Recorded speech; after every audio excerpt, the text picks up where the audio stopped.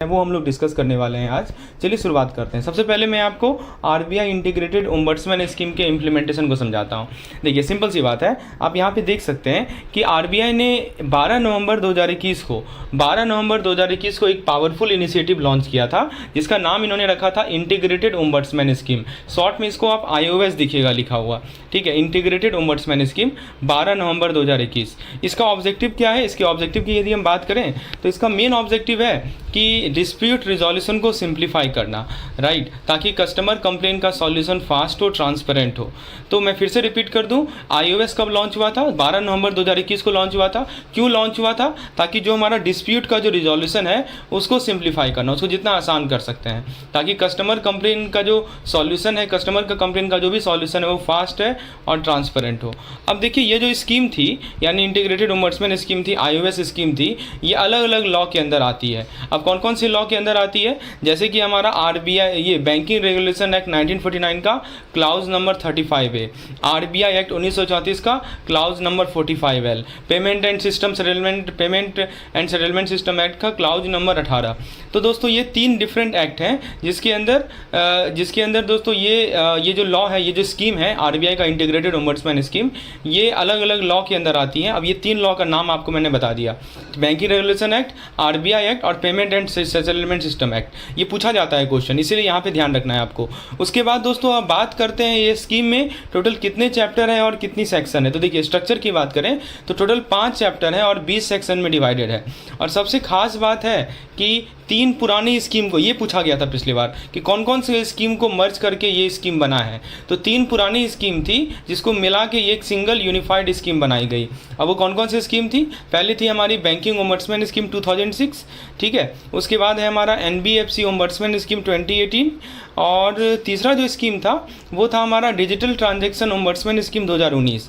तो ये 3 स्कीम को मर्ज करके एक सिंगल स्कीम बनाई गई, जिसका नाम आप जानते हैं इंटीग्रेटेड ओम्बड्समैन स्कीम या IOS बोला जाता है, ठीक है। बैंकिंग ओम्बड्समैन स्कीम 2006, NBFC यानी नॉन बैंकिंग फाइनेंशियल कंपनी का ओम्बड्समैन स्कीम 2018 और एक है हमारा डिजिटल ट्रांजैक्शन ओम्बड्समैन स्कीम 2019। तो इस इंटीग्रेशन ने कंप्लेन हैंडलिंग को बनाया ज़्यादा ईजी और ज़्यादा इफेक्टिव। तो एक बार इफेक्टिव डेट हमने देखा, लेजिस्लेटिव बेसिस हमने देखा, ऑब्जेक्टिव हमने देखा, इंटीग्रेशन किस किस स्कीम को इंटीग्रेट करके बना है और इसमें स्ट्रक्चर हमने देखा। चलिए अब बात करते हैं दोस्तों IOS के रेगुलेटरी कवरेज को इस पार्टिकुलर स्लाइड के माध्यम से।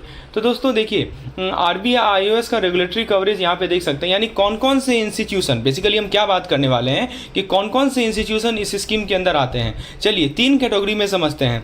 तो जो पहला कैटेगरी है वो है हमारा CIC यानी credit information company.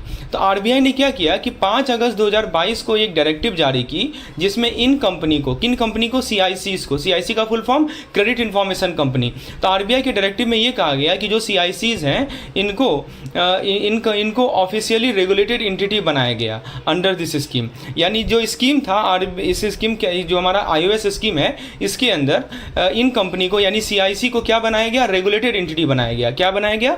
Regulated entity बनाया गया। तो अगर आपको क्रेडिट स्कोर या रिपोर्ट से रिलेटेड कंप्लेन हो तो यह कवर हो गया। समझ में आया दोस्तों? फिर से रिपीट करें एक बार, CIC का फुल फॉर्म याद रखिएगा, क्रेडिट इंफॉर्मेशन कंपनी होता है। आरबीआई का डायरेक्टिव क्या है? आरबीआई ये कहती है कि बेसिकली इन कंपनी को ऑफिशियली रेगुलेटेड एंटिटी बनाया गया, लिखा है ना, रेगुलेटेड एंटिटी बनाया गया। तो यदि आपको क्रेडिट स्कोर या रिपोर्ट से रिलेटेड किसी प्रकार का कंप्लेन हो तो ये कवर हो गया। उसके बाद जो दूसरा अभी मैं बात कर रहे हैं कि स्कीम के अंदर कौन कौन से इंस्टीट्यूशन आते हैं। एक तो हमने देखा CICs आते हैं, दूसरे आते हैं हमारे नॉन बैंकिंग फाइनेंशियल कंपनी यानी NBFCs आते हैं। लेकिन सिर्फ वही NBFC आते हैं जो 100 करोड़ या उससे ज़्यादा का एसेट रखते हैं। याद रखिएगा, 100 करोड़ या उससे ज़्यादा के एसेट रखने वाले NBFC इसके अंदर आते हैं और जिनका कस्टमर इंटरफेस है, ठीक है, इनका कस्टमर इंटरफेस है या इनका जो डिपॉजिट है वो 100 करोड़ से ऊपर है। दो पॉइंट याद रखिएगा। अब देखिए हाउसिंग फाइनेंस कंपनी को इसमें से एक्सक्लूड किया गया है, यहाँ पे लिखा है ना एक्सक्लूडिंग HFC नहीं आते हैं। तो NBFC में क्या मैंने आपको बताया कि वो NBFC जो 100 करोड़ या उससे ज़्यादा के एसेट रखते हैं वो आएंगे, और दूसरी बात कौन आएंगे?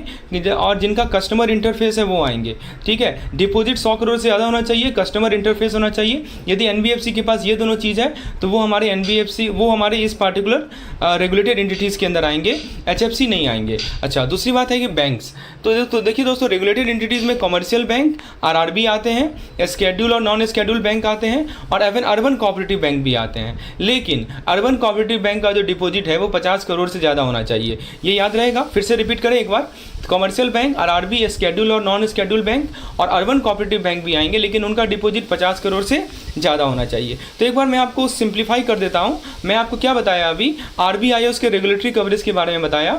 तो नेक्स्ट टाइम अगर इसमें से किसी इंस्टीट्यूशंस के साथ आपका इशू हो तो RBI ombudsman scheme is ready to help you fair and fast. समझ में आया दोस्तों? चाहे आपको सीआईसी से रिलेटेड कोई कंप्लेन हो, एनबीएफसी से कोई कंप्लेन हो, या बैंक से कोई कंप्लेन हो, बैंक में चाहे कमर्शियल बैंक हो और आरबी हो, स्केड्यूल बैंक हो, तो आप जो है आरबीआईओएस में जा सकते हैं। इनका रेगुलेटरी कवरेज समझ में आ गया आपको। देखिए, यही सब सवाल पूछा जाता है दोस्तों। यदि आपको इस तरह के पीडीएफ की रिक्वायरमेंट है, इस तरह के वीडियोज़ की रिक्वायरमेंट है, तो क्रैश कोर्स हमने इसीलिए तो बनाया है ताकि आपका फास्ट रिविजन हो। लगभग 20 से 30 मिनट का छोटा छोटा वीडियोज़ रहता है, और उसके बाद दोस्तों उससे रिलेटेड आपको एमसीक्यूज़ करवाई जाती हैं। बस 2 चीज़ आप यदि सही तरीके से कर लेते हैं तो, और उस पर अलग से केस स्टडीज़ भी होते हैं जो न्यूमेरिकल वाले यूनिट होते हैं। चलिए, डिस्क्रिप्शन में इसका लिंक अवेलेबल है। अब हम बात करते हैं अगले स्लाइड की ओर, क्योंकि बहुत ही महत्वपूर्ण है, और हम बात करेंगे दोस्तों RBIOS 2021, इसके की डेफिनेशन और इसके रिलेशनशिप, की डेफिनेशन और उनके बीच के रिलेशनशिप को। यह एक फुल इकोसिस्टम है जहाँ पे हर रोल, हर टर्म का अपना क्लियर मीनिंग और फंक्शन है। सबसे पहले स्टार्ट करते हैं डेप्टी ओम्बड्समैन में। देखिए, आरबीआई अपॉइंट करता है डेप्टी ओम्बड्समैन को, यानी इस डेप्टी ओम्बड्समैन की पोजीशन को, जो मेन ओम्बड्समैन की हेल्प करता है केसेस को रिजॉल्व करने में। ठीक है, तो ये जो है कौन अपॉइंट करेगा? आरबीआई अपॉइंट करेगा। क्या हेल्प, कैसे हेल्प करता है? कि जो मेन ओम्बड्समैन होते हैं उनको हेल्प करता है। ठीक है, याद रखिएगा। चलिए, उसके बाद एनबीएफसीज की बात कर लेते हैं। एनबीएफसीज का जो डेफिनेशन है वो आरबीआई एक्ट के अंदर होता है, लेकिन याद रखिए कुछ एक्सक्लूजन भी है जो स्कीम में कवर नहीं होते। फिर आता है हमारा ऑथराइज्ड रिप्रेजेंटेटिव। ऑथराइज्ड रिप्रेजेंटेटिव का मतलब क्या होता है? अगर कंप्लेनेंट खुद नहीं आना चाहता तो एक नॉन एडवोकेट रिप्रेजेंटेटिव को भेज सकता है अपनी तरफ से केस रखने के लिए, और उसे ही बोलते हैं हम लोग ऑथराइज्ड रिप्रेजेंटेटिव। फिर आता है अवार्ड। देखिए, अवार्ड का मतलब क्या होता है कि ओम्बड्समैन के फाइनल डिसीजन को हम लोग अवार्ड कहते हैं, जो रिजोल्यूशन प्रोवाइड करता है कंप्लेन का। तो जो ओम्बड्समैन का फाइनल डिसीजन होता है ना, उसी को अवार्ड बोला जाता है, और यह हमें रिजोल्यूशन प्रोवाइड करेगा। फिर आता है हमारा एपलेट अथॉरिटी। तो फिर बात करें दोस्तों, हम लोग अवार्ड की बात कर लिए, हम लोग एपलेट अथॉरिटी की भी बात कर लेते हैं। तो एपलेट अथॉरिटी यहाँ पे, एक मिनट, वेट अ मिनट, कहाँ है एपलेट अथॉरिटी? हाँ, यहाँ है। चलिए, एपलेट अथॉरिटी भी ये पूछा जाता है। देखिए, एपलेट अथॉरिटी, अगर आपको ओम्बड्समैन का डिसीजन पसंद नहीं आया तो एग्जीक्यूटिव डायरेक्टर लेवल तक आप अपील की जा सकती है, और यह अथॉरिटी स्कीम की ओवरसाइट भी करती है। समझ में आया दोस्तों? आप जो ओम्बड्समैन का जो रिजल्ट आया उससे आप संतुष्ट नहीं है तो आप एग्जीक्यूटिव डायरेक्टर के पास चले जाइए। उसके बाद दोस्तों बैंक की बात आती है। तो बैंक में कौन कौन आते हैं? तो दोस्तों देखिए, बैंक में इसमें आते हैं बैंकिंग कंपनी और कोऑपरेटिव बैंक। इन्हीं के अगेंस्ट कंप्लेन फाइल होती है। तो 2 चीज़ बताया आपको, बैंकिंग कंपनी आएगी और कोऑपरेटिव बैंक आएगी, राइट? तो बैंक्स में ये सब याद है। अभी मैंने आपको और भी बैंक का नाम बताया था, तो उसको भी देख लीजिएगा। कंप्लेन की बात करें सिंपल वर्ड में, जब आप रिटर्न फॉर्म में अपनी प्रॉब्लम और रिलीफ आरबीआई से मांगते हैं तो वो कंप्लेन कहलाती है। तो रिटर्न होना ज़रूरी है। ठीक है, उसके बाद दोस्तों डेफिशिएंसी इन सर्विस। इसका क्या मतलब हुआ कि देखिए, जब किसी बैंक या एनबीएफसी की सर्विस में कमी हो या फाइनेंशियल लॉस होने का रिस्क हो तो ये ट्रिगर होता है। क्या ट्रिगर होता है? डेफिशिएंसी इन सर्विस ट्रिगर होता है। मैंने 2 चीज़ बताया। जब किसी कंपनी की, बेसिकली जब किसी बैंक या एनबीएफसी की सर्विस में कमी हो या फाइनेंशियल लॉस होने का रिस्क हो तो डेफिशिएंसी इन सर्विस ट्रिगर होता है। और एक होता है रेगुलेटेड एंटिटी, यानी आरबीआई के अंदर आने वाले वो इंस्टीट्यूशन, चाहे बैंक हो या एनबीएफसी हो, जिन पे ये पूरा स्कीम अप्लाई होता है, उन्हें बोलते हैं रेगुलेटेड एंटिटी। तो बेसिकली रेगुलेटेड एंटिटी जिन पे अप्लाई होता है। अभी मैंने आपको बताया था ना 3 रेगुलेटेड एंटिटी, कौन कौन था नाम बताएंगे आप? सीआईसीज थे, एनबीएफसीज थे और बैंक थे। तो दोस्तों, यह एक क्विक स्नैपशॉट है कंप्लीट आरबीआईओएस का, एक क्विक स्नैपशॉट है, राइट? बेसिकली इसमें हर पीस परफेक्टली फिट होता है ताकि आपको आपके फाइनेंशियल मैटर में आपको जस्टिस मिल सके। ठीक है, चलिए अब हम लोग आरबीआईओएस के बारे में, अपॉइंटमेंट्स के बारे में बात करते हैं। चलिए, इसमें इस पार्टिकुलर स्लाइड में वही बात हो रही है। तो आइए देख दो क्यों। आप समझते हैं कि आरबीआई इंटीग्रेटेड ओम्बड्समैन स्कीम 2021 के अपॉइंटमेंट और ऑपरेशन का पूरा प्रोसेस कैसे होता है। सबसे पहले बात करते हैं ओम्बड्समैन अपॉइंटमेंट की। आप यहाँ पे देख सकते हैं क्या बताया जा रहा है कि आरबीआई अपॉइंट करता है एक ओम्बड्समैन, राइट, 3 साल के लिए। यही वो अथॉरिटी है जो आपके कंप्लेन का रिजोल्यूशन निकालती है। कौन रिजोल्यूशन निकालता है? ओम्बड्समैन रिजोल्यूशन निकालता है। उसके बाद दोस्तों डिप्टी ओम्बड्समैन होता है। डिप्टी ओम्बड्समैन भी अपॉइंट किया जाता है, वही टेनर होता है 3 साल का, जिससे स्मूथ फंक्शनिंग और असिस्टेंट मिलती है मेन ओम्बड्समैन को।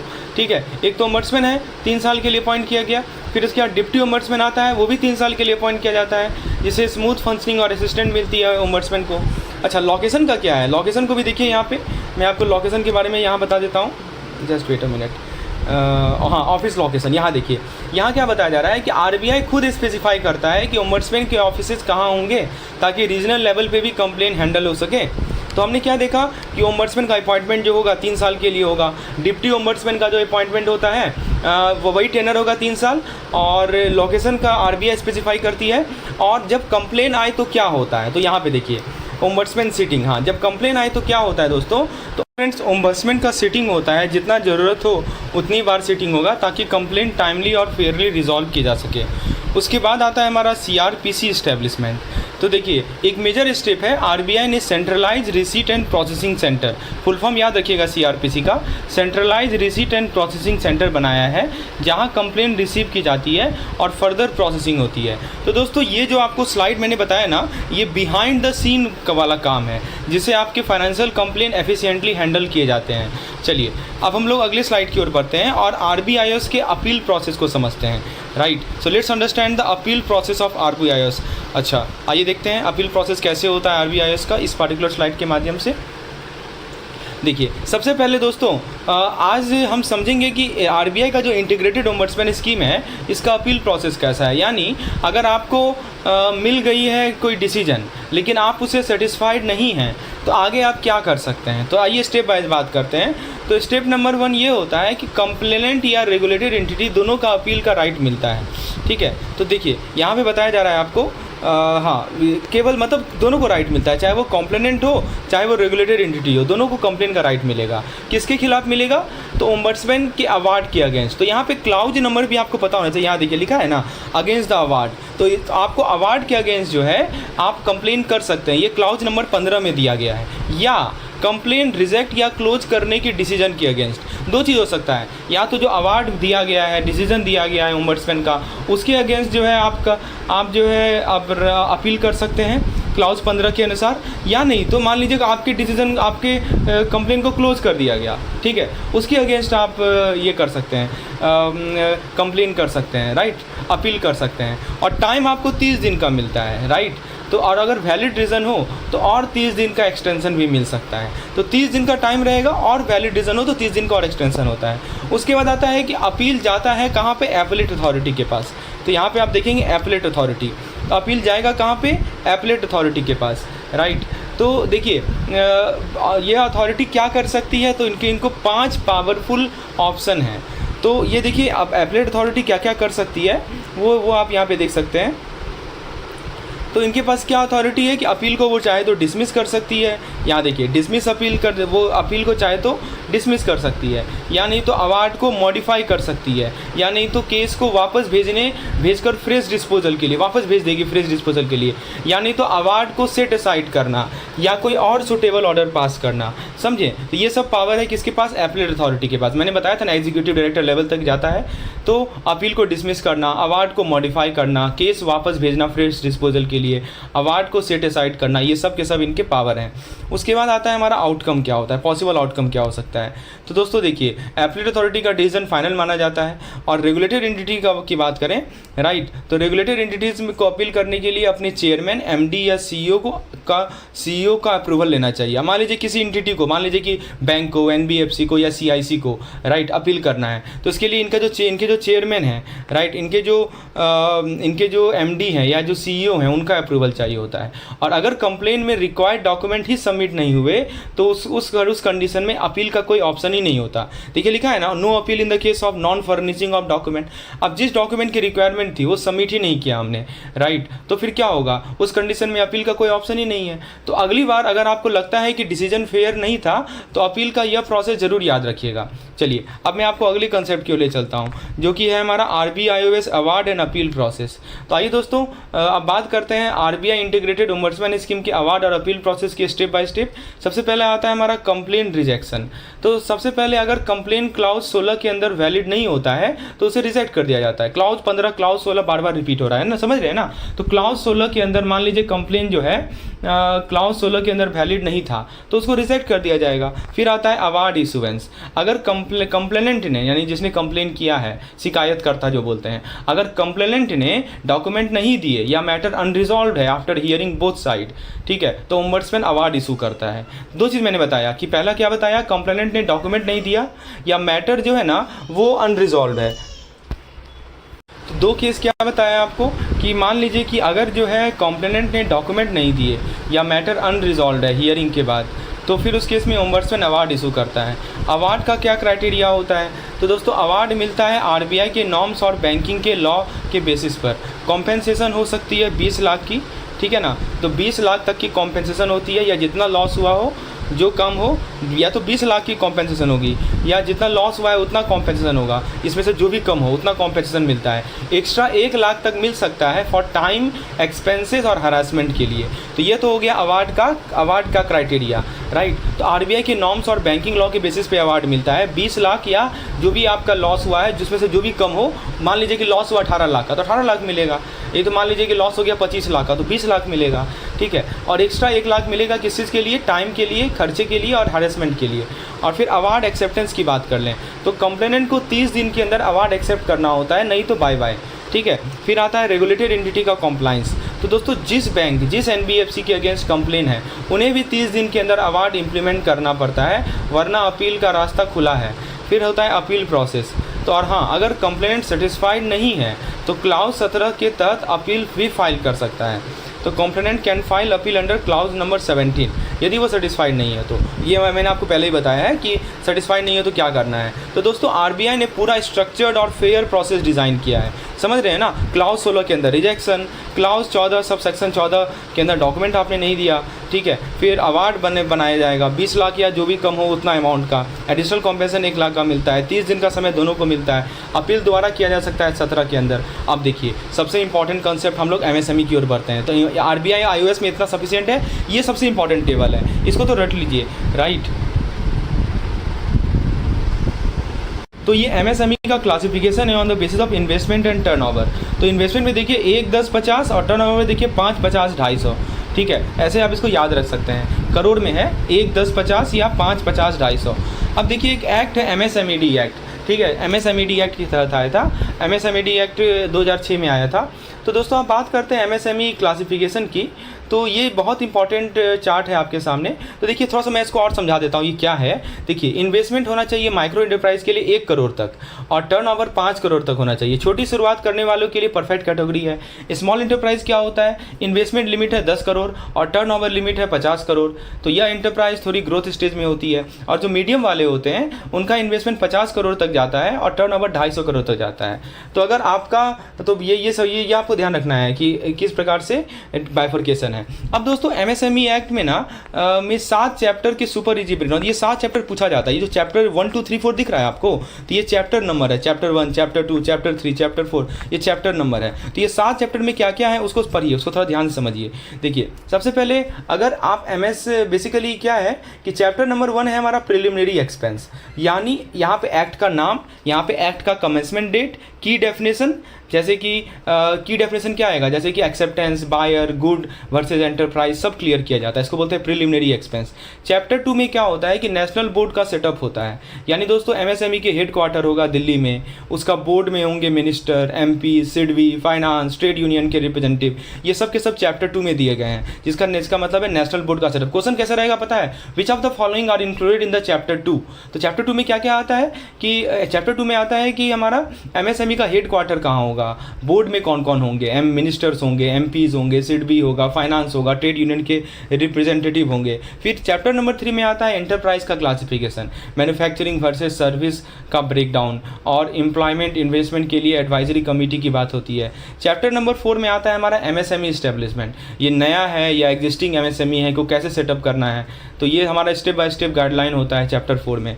चैप्टर 5 आता है हमारा प्रमोशन एंड डेवलपमेंट, यानी market access, procurement, preference, government funding के बारे में सब कुछ एक ही जगह बताई जाती है, इसको बोलते हैं प्रमोशन एंड डेवलपमेंट। फिर आता है हमारा डिलेड पेमेंट मेजरमेंट, ठीक है। तो बायर अगर पेमेंट डिले करता है तो उनकी लायबिलिटी, उनकी इंटरेस्ट रेट, उनकी एमएसएमई फैसिलिटेशन काउंसिल, इनका रोल चैप्टर नंबर 6 में किया गया है। मान लीजिए बायर ने डिले कर दिया, पेमेंट में डिले कर दिया, तो उनकी लायबिलिटी क्या है, उनका इंटरेस्ट रेट क्या होगा, उनका एमएसएमई फैसिलिटेशन काउंसिल बनाया गया, उनका रोल क्या है, ये सब के सब चैप्टर 6 में आते हैं। और चैप्टर 7 में आता है हमारा miscellaneous provision, officer, penalties, court jurisdiction, rule making power, central और स्टेट लेवल पे कौन क्या करेगा, ये सब चैप्टर 7 में बताया गया है। तो यह था एक visual journey through MSME act के 7 पावरफुल चैप्टर के थ्रू। एक बार फिर से रिकॉल कर लें, चैप्टर 1 में क्या बताया गया है, प्रिलिमिनरी एस्पेक्ट है, एक्ट का नाम, कमेंसमेंट डेट।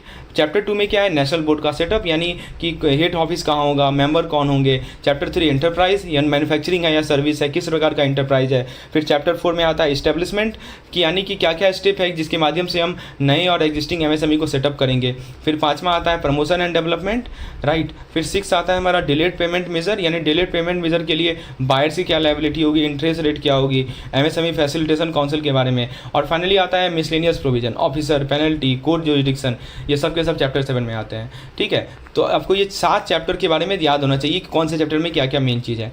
अब उसके बाद हम लोग अगले बात करते हैं कि एमएसएमई एडवाइजरी कमेटी के स्ट्रक्चर और फंक्शन के बारे में, जिसका रोल पॉलिसी मेकिंग में काफ़ी क्रूशियल है। तो सबसे पहले दोस्तों बात करते हैं कॉन्स्टिट्यूशन की। तो देखिए ये जो टेबल है ना, इसमें सबसे पहले बात की जा रही है किसकी, कॉन्स्टिट्यूशन की, राइट। तो इस कमेटी का चेयरपर्सन कौन होता है, तो इस कमेटी का जो चेयरपर्सन होता है वो होता है हमारा मिनिस्ट्री ऑफ एमएसएमई का सेक्रेटरी, ठीक है, ये चेयरपर्सन होता है, ठीक है। फिर कमेटी में 5 सेंट्रल गवर्नमेंट ऑफिसर होते हैं, 3 स्टेट गवर्नमेंट के रिप्रेजेंटेटिव होते हैं, हर एमएसएमई एसोसिएशन के एक मेंबर होते हैं, और मेंबर सेक्रेटरी का रोल में होता है एनबी एमएसएमई सेक्रेटरी, ठीक है। तो ये सब मेंबर होते हैं। तो बेसिकली पूछा जाता है कि कॉन्स्टिट्यूशन में कौन कौन है, तो चेयरमैन कौन होता है, ऐसा पूछेगा, चेयरमैन बताओ कौन है, तो जो हमारे मिनिस्ट्री ऑफ एमएसएमई के सेक्रेटरी है ना, वो चेयरमैन होते हैं। और मेंबर सेक्रेटरी का रोल कौन प्ले करता है, तो एनबी एमएसएमई के सेक्रेटरी करते हैं। फिर कितने सेंट्रल गवर्नमेंट मेंबर होंगे, 5, कितने स्टेट गवर्नमेंट मेंबर होंगे, रिप्रेजेंटेटिव होंगे 3, ठीक है। चलिए, और एमएसएमई एसोसिएशन के एक आदमी रहेंगे। उसके बाद बात करते हैं इनका काम क्या होता है, इनके फंक्शन पे, यानी ये कमेटी सिर्फ नाम की नहीं काम की है। अब इनका क्या क्या काम है आइए देखते हैं। सबसे पहला काम है कि ये जो है एमएसएमई से रिलेटेड मैटर को एग्जामिन करते हैं। उसके बाद क्या करते हैं कि क्रेडिट फैसिलिटीज पे एडवाइस देते हैं, लिखा है एडवाइस ऑन क्रेडिट फैसिलिटी।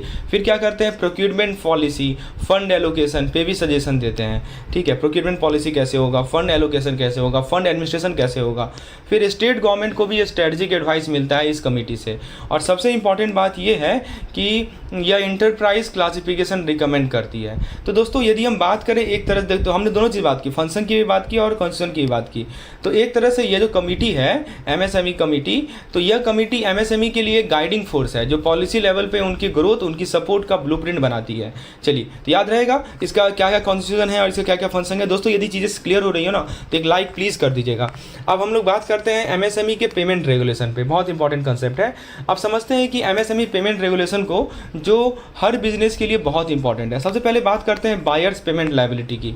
अगर बायर ने डेट एग्री की थी, अभी मैंने आपको बताया था ना कि बायर्स पेमेंट डिले होगा तो क्या होगा, वही चीज़ है।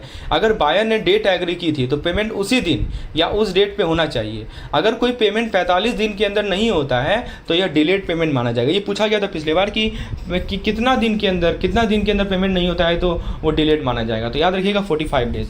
फिर बात करें इंटरेस्ट ऑन डिलेड पेमेंट की, तो देखिए डिलेड पेमेंट पे इंटरेस्ट क्या मिलेगा। अगर पेमेंट डिलेड होता है, ठीक है, तो सेलर को इंटरेस्ट भी मिलेगा और यह इंटरेस्ट कंपाउंड होगा मंथली, और इंटरेस्ट रेट आरबीआई के नोटिफाइड बैंक रेट का 3 गुना होगा। तो दोस्तों आरबीआई का बैंक रेट होता है, पता होगा आपको, उसका थ्राइस कर लीजिए, उस रेट से आपको इंटरेस्ट देना पड़ेगा बायर को, समझे, इतना इंटरेस्ट देना होगा और सेलर को इंटरेस्ट मिलेगा। मतलब ये हुआ कि अगर बायर ने टाइम पे पेमेंट नहीं किया तो उस डिले के लिए सेलर को एक्स्ट्रा कॉम्पेंसेट के माध्यम से। तो चलिए दोस्तों, आपने पिछला वीडियोस भी देखा होगा। चलिए शुरुआत करते हैं अपने इस डिस्कशन को।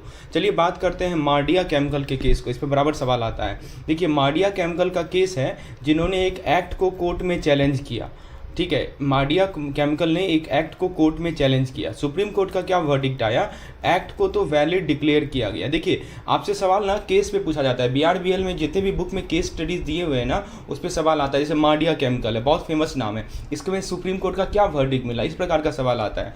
तो सुप्रीम कोर्ट ने बोला कि एक्ट तो वैलिड है, इन्होंने एक्ट को ही चैलेंज किया, तो सुप्रीम कोर्ट ने बोला कि एक्ट तो वैलिड है भाई, लेकिन एक एक्सेप्शन आइडेंटिफाई हुआ सेक्शन 17 सब सेक्शन 2 के अंदर। क्या कहा कि 75% प्री डिपॉजिट की कंडीशन थी DRT अपील के लिए, ठीक है।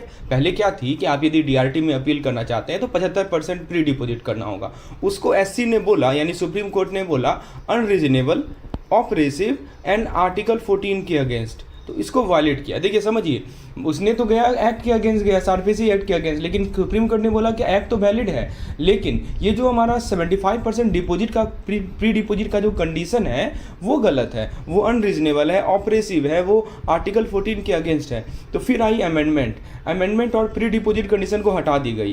तो रिजल्ट क्या हुआ दोस्तों, सेक्शन 17 के अंदर अपील फाइल करने के लिए प्री डिपॉजिट जरूरी नहीं है, जस्टिस सर्व हुआ। तो दोस्तों कितना आसान भाषा में आपने समझा, आप बुक पढ़िए तो लाइन बाय लाइन आपको चीज़ें मिलेंगी। तो इस प्रकार से इस तरह से जो हमारा स्लाइड्स बनता है ना, क्विक रिवीजन PDF का, माइंड मैप का, बहुत ही इंपॉर्टेंट है। तो आपको समझ में आ गया कि माडिया केमिकल का फाइनल रिजल्ट क्या हुआ, कि फिर से मैं रिपीट कर दूं, सेक्शन 17 के अंदर अपील फाइल करने के लिए प्री डिपॉजिट जरूरी नहीं है, बस ये ध्यान रखिएगा, जस्टिस सर्व हुआ। अगले कंसेप्ट की ओर बढ़े, तैयार हैं आप लोग, चलिए देखते हैं। तो अगला जो कंसेप्ट है वो SRPC एक्ट के कंपोनेंट्स को समझना है, इस पे सवाल बराबर आते हैं। अब समझते हैं SRPC एक्ट के इंपॉर्टेंट कंपोनेंट को, एक ऐसा कानून जो बैंक को एम्पावर करता है अपना loan recovery process fast track करने के लिए। तो लोन रिकवरी प्रोसेस को फास्ट ट्रैक करने के लिए एक कानून बनाया गया जिसका नाम है SRPC एक्ट, राइट। तो चलिए सबसे पहले बात करते हैं DRAT की। Let's first talk about DRAT यानी कि एपेलेट ट्रिब्यूनल, ठीक है। DRAT को बोला जाता है एपेलेट ट्रिब्यूनल। अगर किसी बोरोवर को DRAT के ऑर्डर से असहमति है तो वो 45 दिन के अंदर अपील कर सकता है, लेकिन याद रहे 50% क्लेम का। तो DRAT एपेलेट ट्रिब्यूनल है, अगर किसी बोरोवर को DRAT के ऑर्डर से असहमति है तो वो 45 दिन के अंदर अपील कर सकता है, लेकिन याद रहे 50% क्लेम का प्री डिपॉजिट जरूरी है अगर जस्टिफाइड रीज़न हो तो, ठीक है। देखिए 50% प्री डिपॉजिट जरूरी है, लेकिन यदि जस्टिफाइड रीज़न हो तो 25% तक छूट मिल सकती है। की पॉइंट समझ में आ गया दोस्तों DRAT का। चलिए आगे बढ़ते हैं। अब फिर आता है हमारा एसेट रिकंस्ट्रक्शन, यानी वो कंपनी होती है जो बैंक से स्ट्रेस एसेट खरीदती है रिकवरी के लिए, ठीक है। फिर से मैं रिपीट करता हूँ, एसेट रिकंस्ट्रक्शन का मतलब समझिए कि वैसी कंपनी जो बैंक से क्या खरीदती है, स्ट्रेस एसेट खरीदती है। क्यों खरीदती है स्ट्रेस एसेट? रिकवरी पर्पस के लिए खरीदती है, ठीक है। फिर से मैं रिपीट कर रहा हूँ, कौन खरीद रहा है? तो कंपनी, बेसिकली ARC क्या होता है? कंपनी होती है। क्या करती है? बैंक से स्ट्रेस एसेट खरीदती है। क्यों खरीदती है? रिकवरी पर्पस के लिए खरीदती है। फिर सुनिए, ARC को RBI के साथ रजिस्टर होना पड़ता है, लिखा है ना रजिस्टर्ड विद RBI, राइट। और इनका काम होता है सिक्योरिटाइजेशन या एसेट रिकंस्ट्रक्शन। तो ये सब के सब कंपोनेंट्स हैं हमारे SRPC एक्ट में। फिर तीसरे होते हैं बैंक, तीसरा कंपोनेंट होता है बैंक, जो जिसके अंदर आता है हमारा nationalise bank, SBI, cooperative bank, multi state cooperative bank और RRB, रीजनल रूरल बैंक।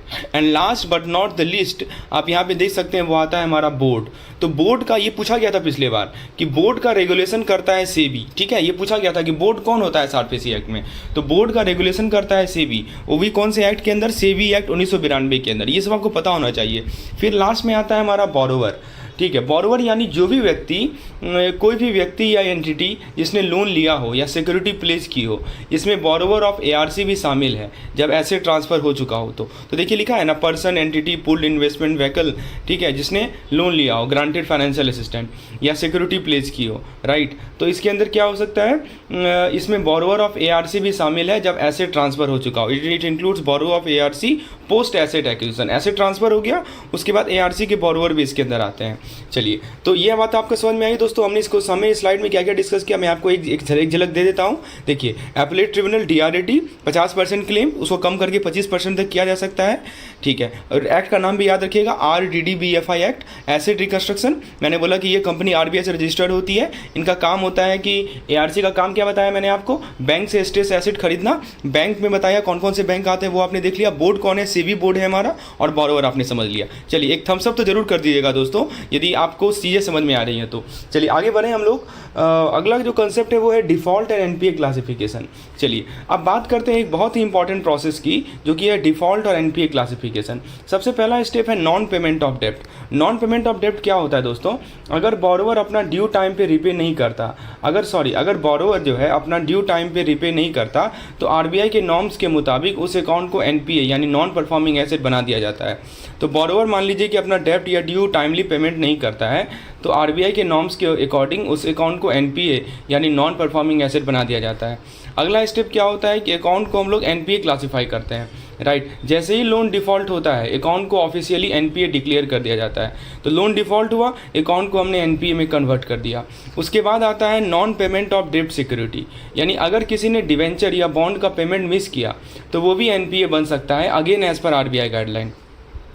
तो क्या क्या मैं बता रहा हूँ सुनिए। पहले मैंने क्या बोला, अकाउंट, मैंने सवाल क्या है, सवाल ये है कि डिफ़ॉल्ट और NPA क्लासिफिकेशन।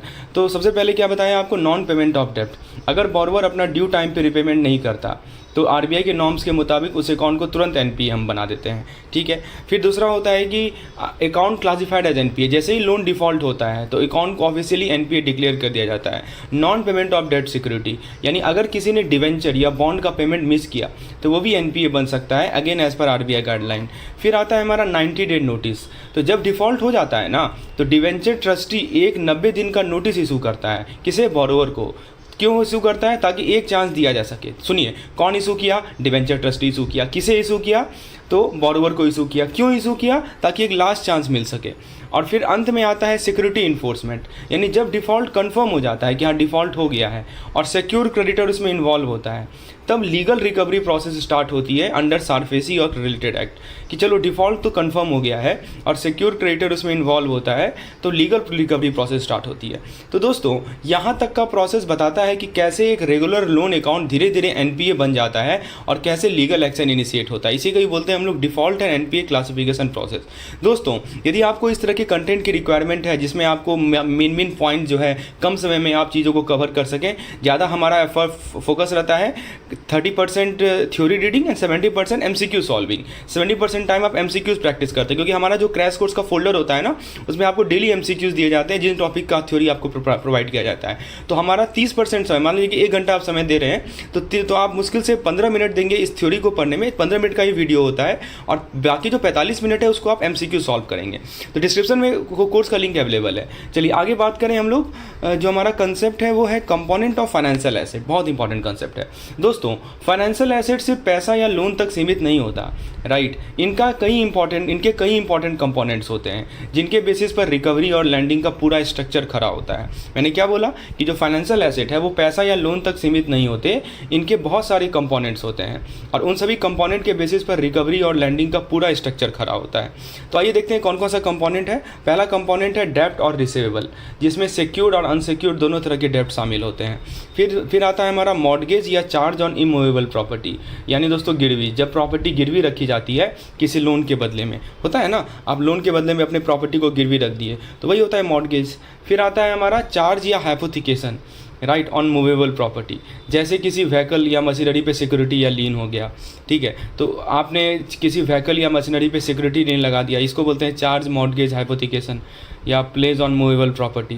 फिर आता है अगला कंपोनेंट आता है राइट और इंटरेस्ट इन सिक्योरिटी फॉर डेप्ट। इसमें क्या हो सकता है कि पार्शियल या फुल राइट जो किसी डेप्ट सिक्योरिटी से लिंक्ड होते हैं, इसी को बोलते हैं राइट और इंटरेस्ट इन सिक्योरिटी फॉर डेप्ट, यानी कि पार्शियल राइट या फुल राइट जो किसी डेप्ट सिक्योरिटी से लिंक्ड होते हैं।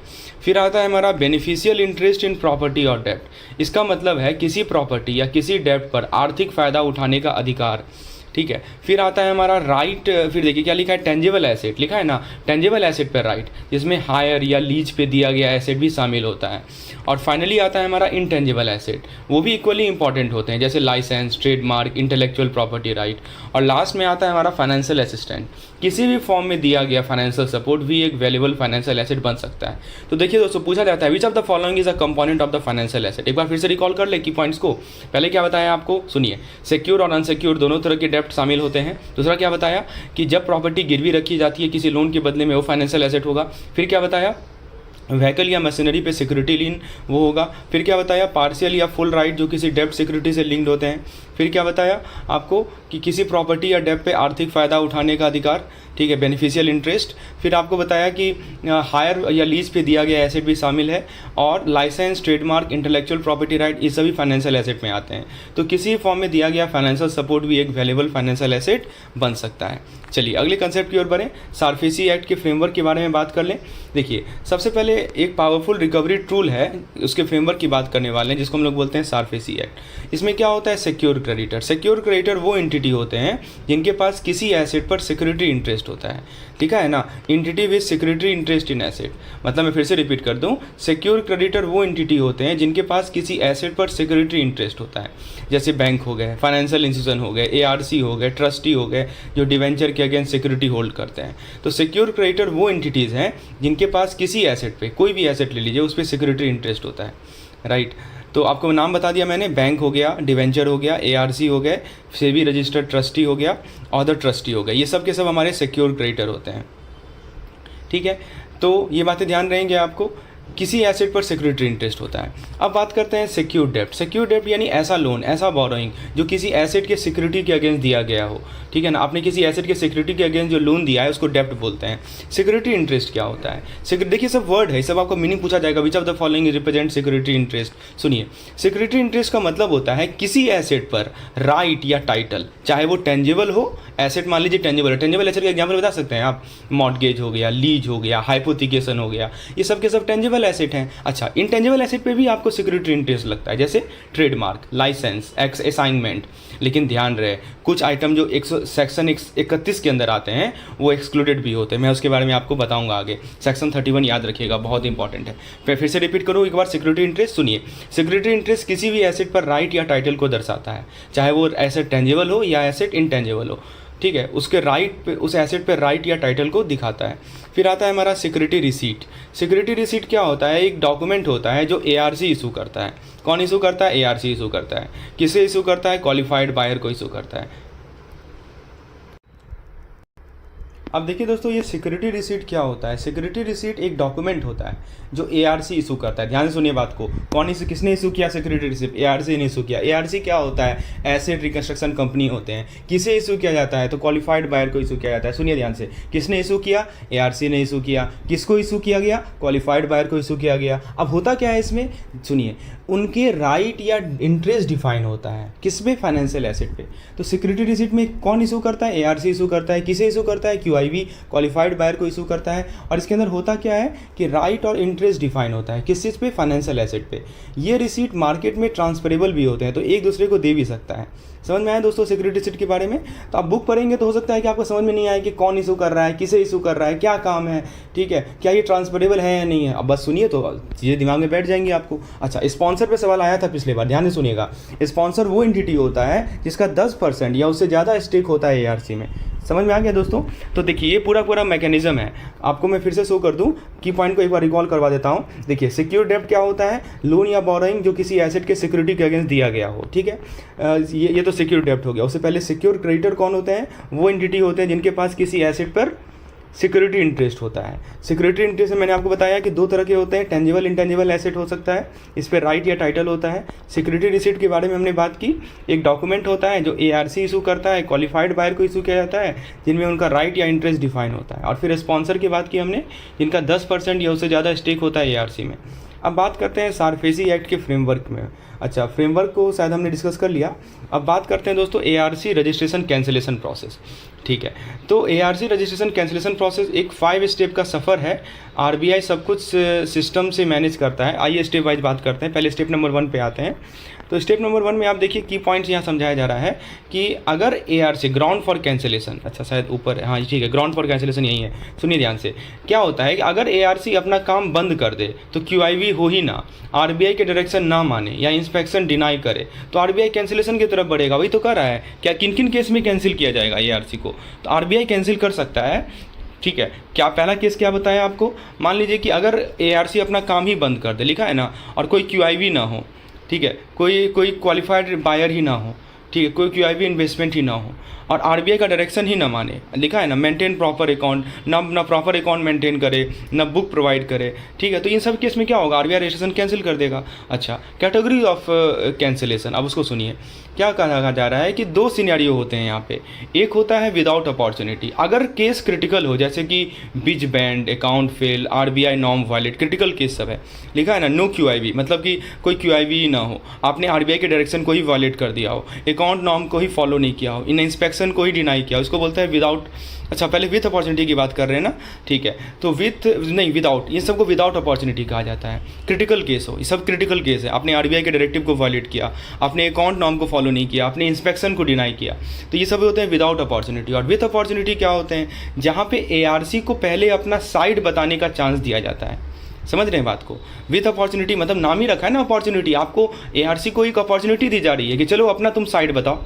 ठीक है, अगर मान लीजिए एक्सेप्ट, अगर डिले पब्लिक या इन्वेस्टर इंटरेस्ट को हार्म करे तो उस केस में नहीं दिया जाएगा। यदि मान लीजिए डिले जो हो रहा है, जो डिले हो रहा है, यदि वो पब्लिक इंटरेस्ट को हार्म करेगा, इन्वेस्टर इंटरेस्ट को हार्म करेगा, तब नहीं।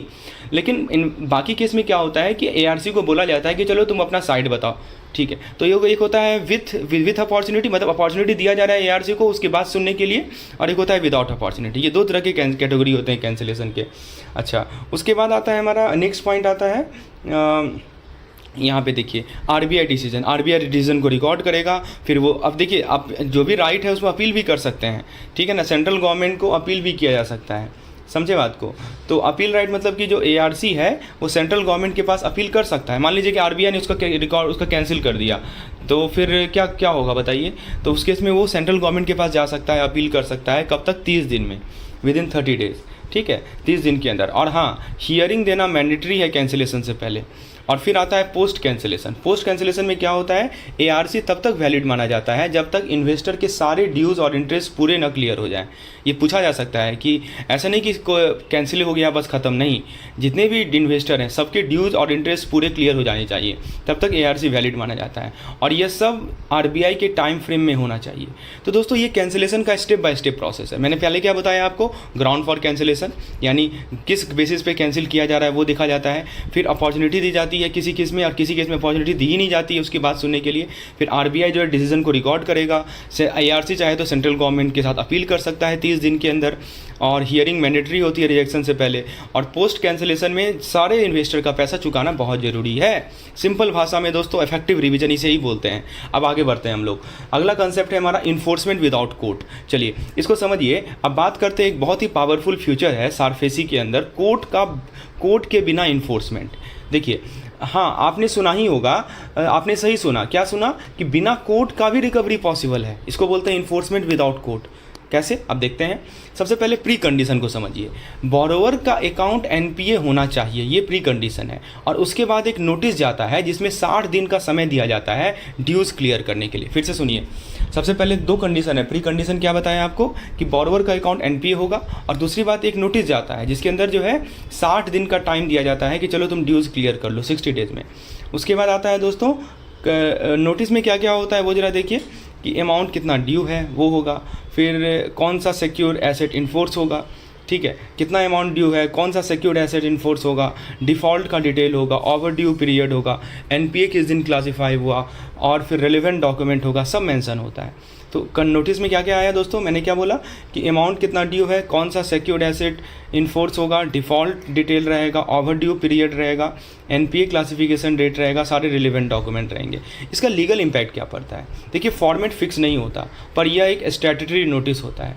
और अगर बोरोवर नोटिस का वायलेशन करता है तो सारफेसी के अंदर एक्शन लिया जा सकता है। तो ये लीगल कॉन्सिक्वेंस है, क्योंकि फॉर्मेट तो फिक्स है नहीं, स्टैट्यूटरी नोटिस होता है और बोरोवर ने नोटिस का वायलेशन किया, 60 दिन का नोटिस दिया गया ना, उसमें सब कुछ लिखा गया है, कितना ड्यू है, क्या डिफ़ॉल्ट है, ओवर ड्यू कितना है, सारा कुछ लिखा गया है। और यदि इसे वायलेट करेगा तो क्या होगा बताइए, यदि बोरोवर उसे वायलेट करेगा तो सारफेसी के अंदर एक्शन लिया जाएगा।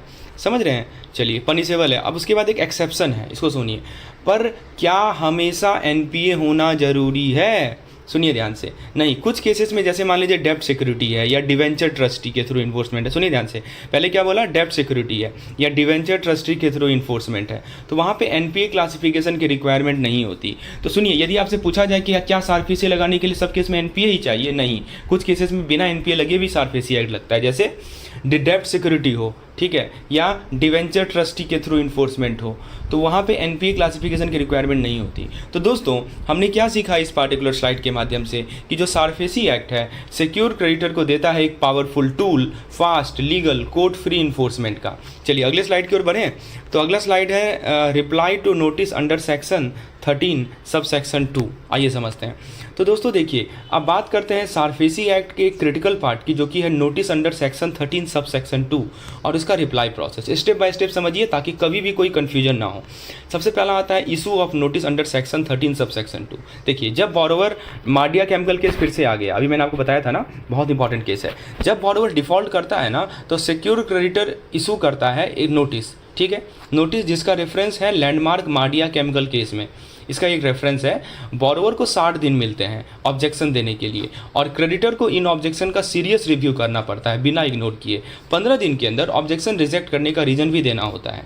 सुनिए ध्यान से, क्या हुआ, तो बोरोवर ने डिफ़ॉल्ट कर दिया, अकाउंट एनपीए में चला गया, तो फिर जो क्रेडिटर है उसने एक नोटिस दिया किसे, बोरोवर को 60 दिन का समय मिला कि चलो तुम अपना ऑब्जेक्शन रेज करो और ऑब्जेक्शन देने के लिए। और फिर जो है ऑब्जेक्शन को 15 दिन के अंदर ये क्रेडिटर को रिव्यू करना है और उसको रीज़न भी देना है रिजेक्ट करने का, क्यों ऑब्जेक्शन आप रिजेक्ट कर रहे हैं उसका रीज़न देना है। तो सब डेट सब याद रखिए, 60 दिन, 15 दिन, इस पर सवाल बहुत आता है। उसके बाद दोस्तों देखिए, पहला स्टेप समझ में आया। फिर दूसरा स्टेप होता है बोरोवर रिस्पॉन्ड। अगर बोरोवर रिप्लाई करता है नोटिस पे तो क्रेडिटर को उसे कंसीडर करना ही पड़ेगा। अगर रिप्लाई रिजेक्ट होता है, ठीक है, नहीं एक्सेप्ट किया, तो फिर रीज़न देना जरूरी है किस बेसिस पे आप रिजेक्ट कर रहे हैं। लेकिन बोरोवर सिर्फ रिप्लाई रिजेक्शन के बेसिस पे डीआरटी या कोर्ट डायरेक्टली नहीं जा सकता। ऐसा नहीं कि रिप्लाई रिजेक्ट हो गया तो बोरोवर सीधा चला गया डीआरटी या कोर्ट। अब स्टेप नंबर 3 आता है, जो कि आता है सेक्शन नंबर 13 सब सेक्शन 4। इसमें क्या होता है सुनिए, इसको बोलते हैं इन्फोर्समेंट। देखिए, जब पेमेंट नहीं आता है, अब आता है टफ एक्शन जो कि क्रेडिटर ले सकता है। क्या ले सकता है सुनिए, तो देखिए इस केस में क्रेडिटर क्या एक्शन लेगा, एसेट को या तो पॉजेस कर लेगा या फिर लीज या सेल असाइनमेंट का राइट है उसके पास, ठीक है, तो take position of the secure asset और लीज एंड राइट। फिर कम्युनिकेशन रिजेक्शन, क्रेडिटर जो है बोरोवर को इन्फॉर्म करेगा कि आपका इस कारण से जो है, अगर ऑब्जेक्शन रिजेक्ट हो गया है तो बोरोवर को ऑफिशियली इन्फॉर्म करना पड़ता है कि इस कारण से आपका रिजेक्ट हो गया है। फिर क्या कर सकता है, take position of the asset. तो इसमें क्या हो सकता है कि आप क्रेडिटर एक्चुअल पोजीशन ले सकता है सिर्फ सिक्योर एसेट का, जिसमें सिक्योरिटी है, एसेट की proper handling, proper valuation ensure की जाती है, ठीक है। और फिर आता है ट्रांसफ़र ऑनरशिप, और अगर ज़रूरत पड़ी तो ऐसे ट्रांसफ़र भी किया जा सकता है किसी और पार्टी को सारफेसी गाइडलाइन के अनुसार। तो ये सभी एक्शन है। सेक्शन 13 सब सेक्शन 2 याद रखिएगा, नोटिस इशू करना, 60 दिन का समय देना, 15 दिन के अंदर रिप्लाई देना जो भी उसका ऑब्जेक्शन है। तो दो चीज़ हो सकता है, ऐसे नहीं कि सीधा ऑब्जेक्शन दिया सीधा डीआरटी कोर्ट केस में चले गए, नहीं, बोरोवर रिस्पॉन्ड करेगा, 15 दिन में उसको उसका जस्टिफिकेशन देगा क्रेडिटर, और फिर उसके बाद जो है सारफेसी एक्ट के अंदर जो है सेल, लीज, असाइनमेंट कुछ भी कर सकता है सिक्योर्ड एसेट का, प्रॉपर्टी को चाहे तो ट्रांसफ़र भी कर सकता है। चलिए उसके बाद दोस्तों सबसे इंपॉर्टेंट चीज़ को डिस्कस करने वाले हैं हम लोग, जस्ट वेट अ मिनट। हाँ, फाइनेंशियल एसेट मैनेजमेंट ओवरव्यू। तो दोस्तों देखिए, आप समझते हैं फाइनेंशियल एसेट मैनेजमेंट का एक इंपॉर्टेंट ओवरव्यू, इसको बोलते हैं सेल प्रोसीड प्रायोरिटी। देखिए, जब सेल होती है ना, मान लीजिए कि आप सेल का समय आ गया, सेल हो रहा है एसेट, तो पहला प्रायोरिटी होता है कॉस्ट और चार्ज को कवर करना। पहला ये पूछा जाता है कि पहला प्रायोरिटी क्या होता है सेल के समय। पहला प्रायोरिटी ये होता है कि जो कॉस्ट है, जो चार्जेज हैं, उसे कवर करना, जैसे कि सिक्योरिटी, जैसे कि प्रोटेक्शन, जैसे कि इंश्योरेंस। तो ये सभी कॉस्ट है, चार्जेज है ना, security, protection, insurance, these are the cost. उसके बाद आता है सिक्योर क्रेडिटर का पेमेंट, राइट। तो सिक्योर क्रेडिटर का पेमेंट उसके बाद आता है, और फिर तीसरा आता है गवर्नमेंट ड्यूज, और लास्टली आता है जो रिमेनिंग फंड रहता है जिसे बाकी पार्टी क्लेम कर सकती है। तो ऑर्डर समझ में आया। पहले क्या है कि जो भी खर्चा हुआ है, जो भी चार्जेज हुए हैं उसको कवर करना, जैसे कि सिक्योरिटी का चार्ज, प्रोटेक्शन का चार्ज, इंश्योरेंस का चार्ज। उसके बाद सिक्योर क्रेडिटर का पेमेंट करना, ठीक है। और फिर गवर्नमेंट ड्यूज़, और लास्टली रिमेनिंग फंड जिसके बाद जिसके बाकी पार्टी क्लेम कर रहे हैं। तो ये ऑर्डर होता है, ये आपको पता होना चाहिए। अब देखिए बोरोवर पेमेंट कंडीशन, अगर बोरोवर पहले ड्यूज, कॉस्ट और एक्सपेंस क्लियर कर देता है तो उसको एसेट सेल करने की परमिशन मिलती है, ठीक है। और अगर नहीं करता तो सेल या ट्रांसफ़र अलाउ ही नहीं होता, फिर फर्दर सेल स्टेप भी नहीं चलेंगे, समझे। तो जो भी ड्यूज है, जो भी कॉस्ट है, जो भी एक्सपेंसेस है, उसको क्लियर कर देता है तो एसेट वो चाहे तो बेच सकता है, लेकिन अगर नहीं किया तो सेल या ट्रांसफ़र अलाउड नहीं होगा। एक होता है हमारा जॉइंट कंसोर्टियम फाइनेंस। देखिए जॉइंट फाइनेंस का मतलब है मल्टीपल क्रेडिटर है, कोई एक क्रेडिटर एलोन नहीं कर सकता। अब मान लीजिए कि बहुत 2 बैंकों 3 बैंकों ने मिलकर जो है एक आदमी को लोन दिया, उसको बोलते हैं कंसोर्टियम या जॉइंट। तो बहुत सारे क्रेडिटर हैं, कोई एक क्रेडिटर सेल करेगा नहीं, ठीक है ना। तो 50% वैल्यू होल्डर एग्री ऑन, और ये पूछा जाता है, अच्छा आई थिंक ग्रेटर देन 60% लिखा गया है, ठीक है ना। 60% से ज़्यादा वैल्यू होल्डर जो है आउटस्टैंडिंग ड्यूज़ पे एग्री करेंगे, ठीक है कि हाँ। रिकॉर्ड डेट भी ज़रूरी होता है, जिसमें क्रेडिटर ड्यूज़ का एग्रीमेंट डिसाइड करते हैं कि हाँ इस दिन रिकॉर्ड किया जाएगा, और ये जो डेट एग्री किया जाएगा ना 60% सिक्योर क्रेडिटर से ज़्यादा एग्री किया जाएगा, ठीक है। तो ये ध्यान रखना है, और रिकॉर्ड डेट समझा। और फिर जो डिसीजन होता है वो बाइंडिंग होता है सबके लिए। तो जो 60% क्रेडिटर का जो डिसीजन है वो सबके लिए बाइंडिंग होगा। तो कोई भी क्रेडिटर जो है एलोन नहीं कर सकता जब तक 60% वैल्यू होल्डर एग्री ना करें। आउटस्टैंडिंग ड्यूज़ के अंदर प्रिंसिपल भी आएगा, इंटरेस्ट भी आएगा, अदर ड्यूज़ भी आएगा।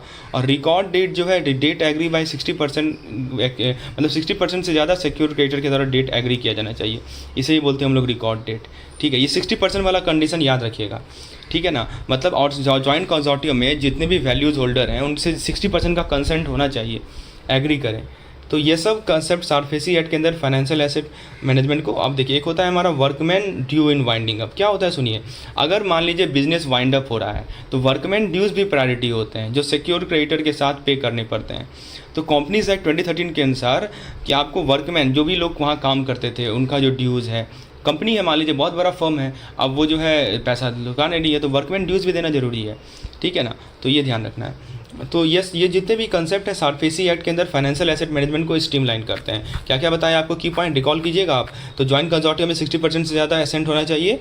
बोरोवर ने इंटायर ड्यू पे कर दिया तो कोई सेल ट्रांसफ़र अलाउड नहीं है, ठीक है। फर्दर सेल स्टेप बार हो जाता है, तो उसने यदि ड्यू पे कर दिया तो रुक जाता है। और ऑर्डर याद रहेगा, पहले कॉस्ट चार्ज होगा, उसके बाद सिक्योर क्रेडिटर का ड्यूज़ होगा, उसके बाद जो भी सरप्लस है, जो भी क्लेमेंट है वो होंगे, और गवर्नमेंट ड्यूज़ लास्ट में आता है। चलिए उसके बाद दोस्तों जो नेक्स्ट कंसेप्ट है वो है हमारा SARFAESI appeal and compensation process. चलिए देखते हैं, इसको समझते हैं इसमें क्या बताया जा रहा है। कि देखिए चलिए आप बात करते हैं सारफेसी एक्ट की अपील और कॉम्पेंसेशन प्रोसेस की। जब बोरोवर या कोई पार्टी को डीआरटी का ऑर्डर लगता है तब उसे अपील करने का एक प्रॉपर प्रोसेस फॉलो करना पड़ता है। डीआरटी का ऑर्डर लग गया तो उसको अपील करना है, उसका एक प्रॉपर प्रोसेस है। पहला होता है स्टेप नंबर 1 जिसको बोलते हैं एग्रीव्ड पार्टी। सबसे पहले जो पार्टी डीआरटी ऑर्डर से अफेक्टेड हुआ है वही एग्रीव पार्टी होता है। वो पार्टी जो ऑर्डर से खुश नहीं है वो अपील कर सकती है, ठीक है, एग्रीव पार्टी बोलते हैं इसको। स्टेप नंबर 2 वो कहाँ जाएगा तो एपलेट अथॉरिटी के पास जाएगा। अगर कोई पार्टी डिसएग्री करता है तो अपील फाइल करने का राइट है उसके पास, पर याद रहे अपील 30 दिन के अंदर फाइल करनी होती है, ठीक है। अब देखिए समझ में आया दोस्तों, तो जो डीआरटी से अफेक्ट हुई है वो एग्रीव पार्टी होती है, राइट। वो पार्टी जो ऑर्डर से खुश नहीं है और वो डिसएग्री करती है तो अपील फाइल कर सकती है 30 दिन के अंदर। हाँ, डिपॉजिट रिक्वायर करना पड़ता है। अपील फाइल करते वक्त जो पार्टी अपील कर रही है उसे डेब्ट का 50% अमाउंट जो है डिपॉजिट करना पड़ता है। यह गारंटी होता है कि पार्टी ने जो क्लेम किया है वो वैलिड है। फिर कह रहा है tribunal decision. Appeal tribunal, appellate tribunal जो कि अथॉरिटी होती है वो इस अपील को सुनता है और डिसीजन देता है। ट्रिब्यूनल डिपॉजिट अमाउंट को वेरीफाई करता है। फिर होता है पोजीशन बाय सिक्योर क्रेडिटर। अगर अपील रिजेक्ट हो जाती है तो क्रेडिटर को सिक्योर एसेट का पोजीशन मिल जाता है, ठीक है ना। क्रेडिटर को क्या मिल जाता है, सिक्योर एसेट का पोजीशन मिल जाता है अगर मान लीजिए कि अपील रिजेक्ट होती है तो। फिर आता है हमारा ट्रिब्यूनल डायरेक्ट रिटर्न। ट्रिब्यूनल अगर एसेट को रिटर्न करने का ऑर्डर देता है तो वो सिक्योर क्रेडिटर को वापस कर देता है, ठीक है। और फिर होता है कॉम्पेंसेशन डिटर्मिनेशन। फाइनली कॉम्पेंसेशन को डिटरमाइन करने का काम डीआरटी करता है। कौन करता है, डीआरटी, जो यह डिसाइड करेगा कि बोरोवर को कुछ कॉम्पेंसेशन करना है या नहीं करना है, ठीक है। तो कॉम्पेंसेशन कौन डिसाइड करेगा, डीआरटी डिसाइड करेगा। तो दोस्तों ये पूरा प्रोसेस एक सिस्टमेटिक प्रोसेस होता है जिसमें हर स्टेप केयरफुली फॉलो किया जाता है। 30 दिन का समय दिया जाएगा, फिर 50% डिपॉजिट करना है। ट्रिब्यूनल डिपॉजिट रिडक्शन चाहे तो रिडक्शन कर भी सकता है 50% से। फिर ट्रिब्यूनल जो है रिटर्न बताएगा एसेट का, और कॉम्पेंसेशन डीआरटी डिसाइड करेंगे। अच्छा, एक कहाँ सारफेसी एक्ट नहीं लगता है, इसके नॉन एप्लीकेबिलिटी को सुन लीजिए। पहला होता है लीन। तो देखिए इंडियन कॉन्ट्रैक्ट एक्ट और सेल्स ऑफ गुड एक्ट के अंदर जो लीन आते हैं उन पे सारफेसी का एप्लीकेशन नहीं होता। तो अगर बोरोवर ने गुड को सिक्योर करने के लिए लीन दिया हो तो यहाँ पे सारफेसी एक्ट के स्कोप में है ही नहीं है। फिर होता है प्लेज ऑफ मूवेबल गुड। अगर प्लेज किया है तो मूवेबल गुड प्लेज किया हो मूवेबल गुड को under the Indian contract act तो वहाँ भी सारफेसी एक्ट नहीं लगता, ठीक है। फिर होता है हमारा वेसल सिक्योरिटी। अगर सिक्योरिटी वेसल पे ली गई हो अंडर मर्चेंट शिपिंग एक्ट तो उस पर भी सारफेसी का यूज नहीं हो सकता। तो अब ये वेसल वाला कंसेप्ट क्या है कि शिप के लिए भी स्पेसिफिक एक्सेप्शन है, ठीक है। तो मर्चेंट शिपिंग एक्ट के अंदर मान लीजिए कि सिक्योरिटी वेसल पे ली गई है तो वहाँ भी नहीं लगता। फिर है नो सिक्योरिटी इंटरेस्ट। अगर कोई सिक्योरिटी इंटरेस्ट नहीं है, जैसे कि आपका हायर परचेज हो गया, जैसे कि आपका लीज हो गया, कंडीशनल सेल हो गया, तब भी सारफेसी एक्ट एप्लीकेबल नहीं होता। फिर होता है अनपेड सेलर लाइट। अगर सेलर ने गुड्स बेचकर पैसा नहीं लिया और उसके पास अनपेड सेलर। के बाद आता है प्लेज ऑफ मूवेबल गुड। अच्छा, सिक्योरिटी इंटरेस्ट समझे आप? ये वाला देखिए, सिक्योरिटी इंटरेस्ट में क्या बताया मैंने आपको कि अगर कोई सिक्योरिटी इंटरेस्ट 1 लाख से कम है तो उस पर भी सारफेसी एक्ट नहीं लगेगा। यह एक इंपॉर्टेंट लिमिट है जो इन्फोर्सिबिलिटी को रिस्ट्रिक्ट करता है। और फिर आता है एग्रीकल्चर लैंड सिक्योरिटी इंटरेस्ट। तो अगर सिक्योरिटी एग्रीकल्चर लैंड पर ली गई है तो वहाँ भी सारफेसी एक्ट एप्लीकेबल नहीं होता, ठीक है। यह स्पेसिफिकली फार्मिंग लैंड को प्रोटेक्ट करता है। और ड्यूज़ यदि 20% से कम है, अगर बोरोवर के ड्यूज़ 20% से कम है प्रिंसिपल इंटरेस्ट जोड़ के, तो भी सारफेसी एक्ट अप्लाई नहीं होगा। यह माइनर डिफ़ॉल्ट को एक्सक्लूड करता है। तो ये सारे एग्जाम्पशंस हैं, ठीक है। एक बार फिर से रिकॉल कर लीजिए एग्जाम्पशन को। Vessel security, pledge of movable 1993 को डिस्कस करेंगे। शॉर्ट में इसको DRT एक्ट भी आप बोल सकते हैं, ठीक है। तो क्या आप जानते हैं लोन रिकवरी के लिए इंडिया में कौन सा एक्ट सबसे पावरफुल माना जाता है? तो आइए समझते हैं DRT एक्ट के सभी फैक्ट को। तो देखिए एक डायग्राम है इसमें सारा चीज़ लिखा हुआ है, स्कोप, स्टार्ट, डेफिनेशन। चलिए सबसे पहले मैं जूम कर लेता हूं और आपको मैं बताता हूं कि स्टार्ट कब से हुआ। तो देखिए DRT एक्ट लॉन्च हुआ था 24 जून 1993 को और इसका एम था बैंकों का इसका एम क्या था कि दोस्तों बैंकों के जो बैड डेप्ट हैं उनको जल्दी रिकवर करना। तो ये एक्ट पूरे भारत में लागू होता है, याद रखिएगा, it apply whole of India. अच्छा, उसके बाद दोस्तों अगर किसी ऑर्डर पे आपको अपील करनी है तो पहले तो कहाँ जाता है दोस्तों? अच्छा, उससे पहले एप्लीकेशन का प्रोसेस की बात कर लेते हैं, राइट। एप्लीकेशन का प्रोसेस कहाँ स्टार्ट होता है? डेप्ट रिकवरी। यहाँ लिखा है ना द प्रोसेस ऑफ इनिशिएटिंग डेप्ट रिकवरी। तो एप्लीकेशन का प्रोसेस डेप्ट रिकवरी स्टार्ट करता है, राइट। अपॉइंटेड डे का मतलब क्या हुआ कि इसका मतलब है कि जब ट्रिब्यूनल ऑफिशियली बना था, the date of establishment of tribunal को हम लोग अपॉइंटेड डे बोलते हैं। और अगर किसी ऑर्डर पे आपको अपील करनी है तो जाते कहाँ पे? एपेलेट ट्रिब्यूनल के पास। लिखा है ना the body responsible for handling appeal.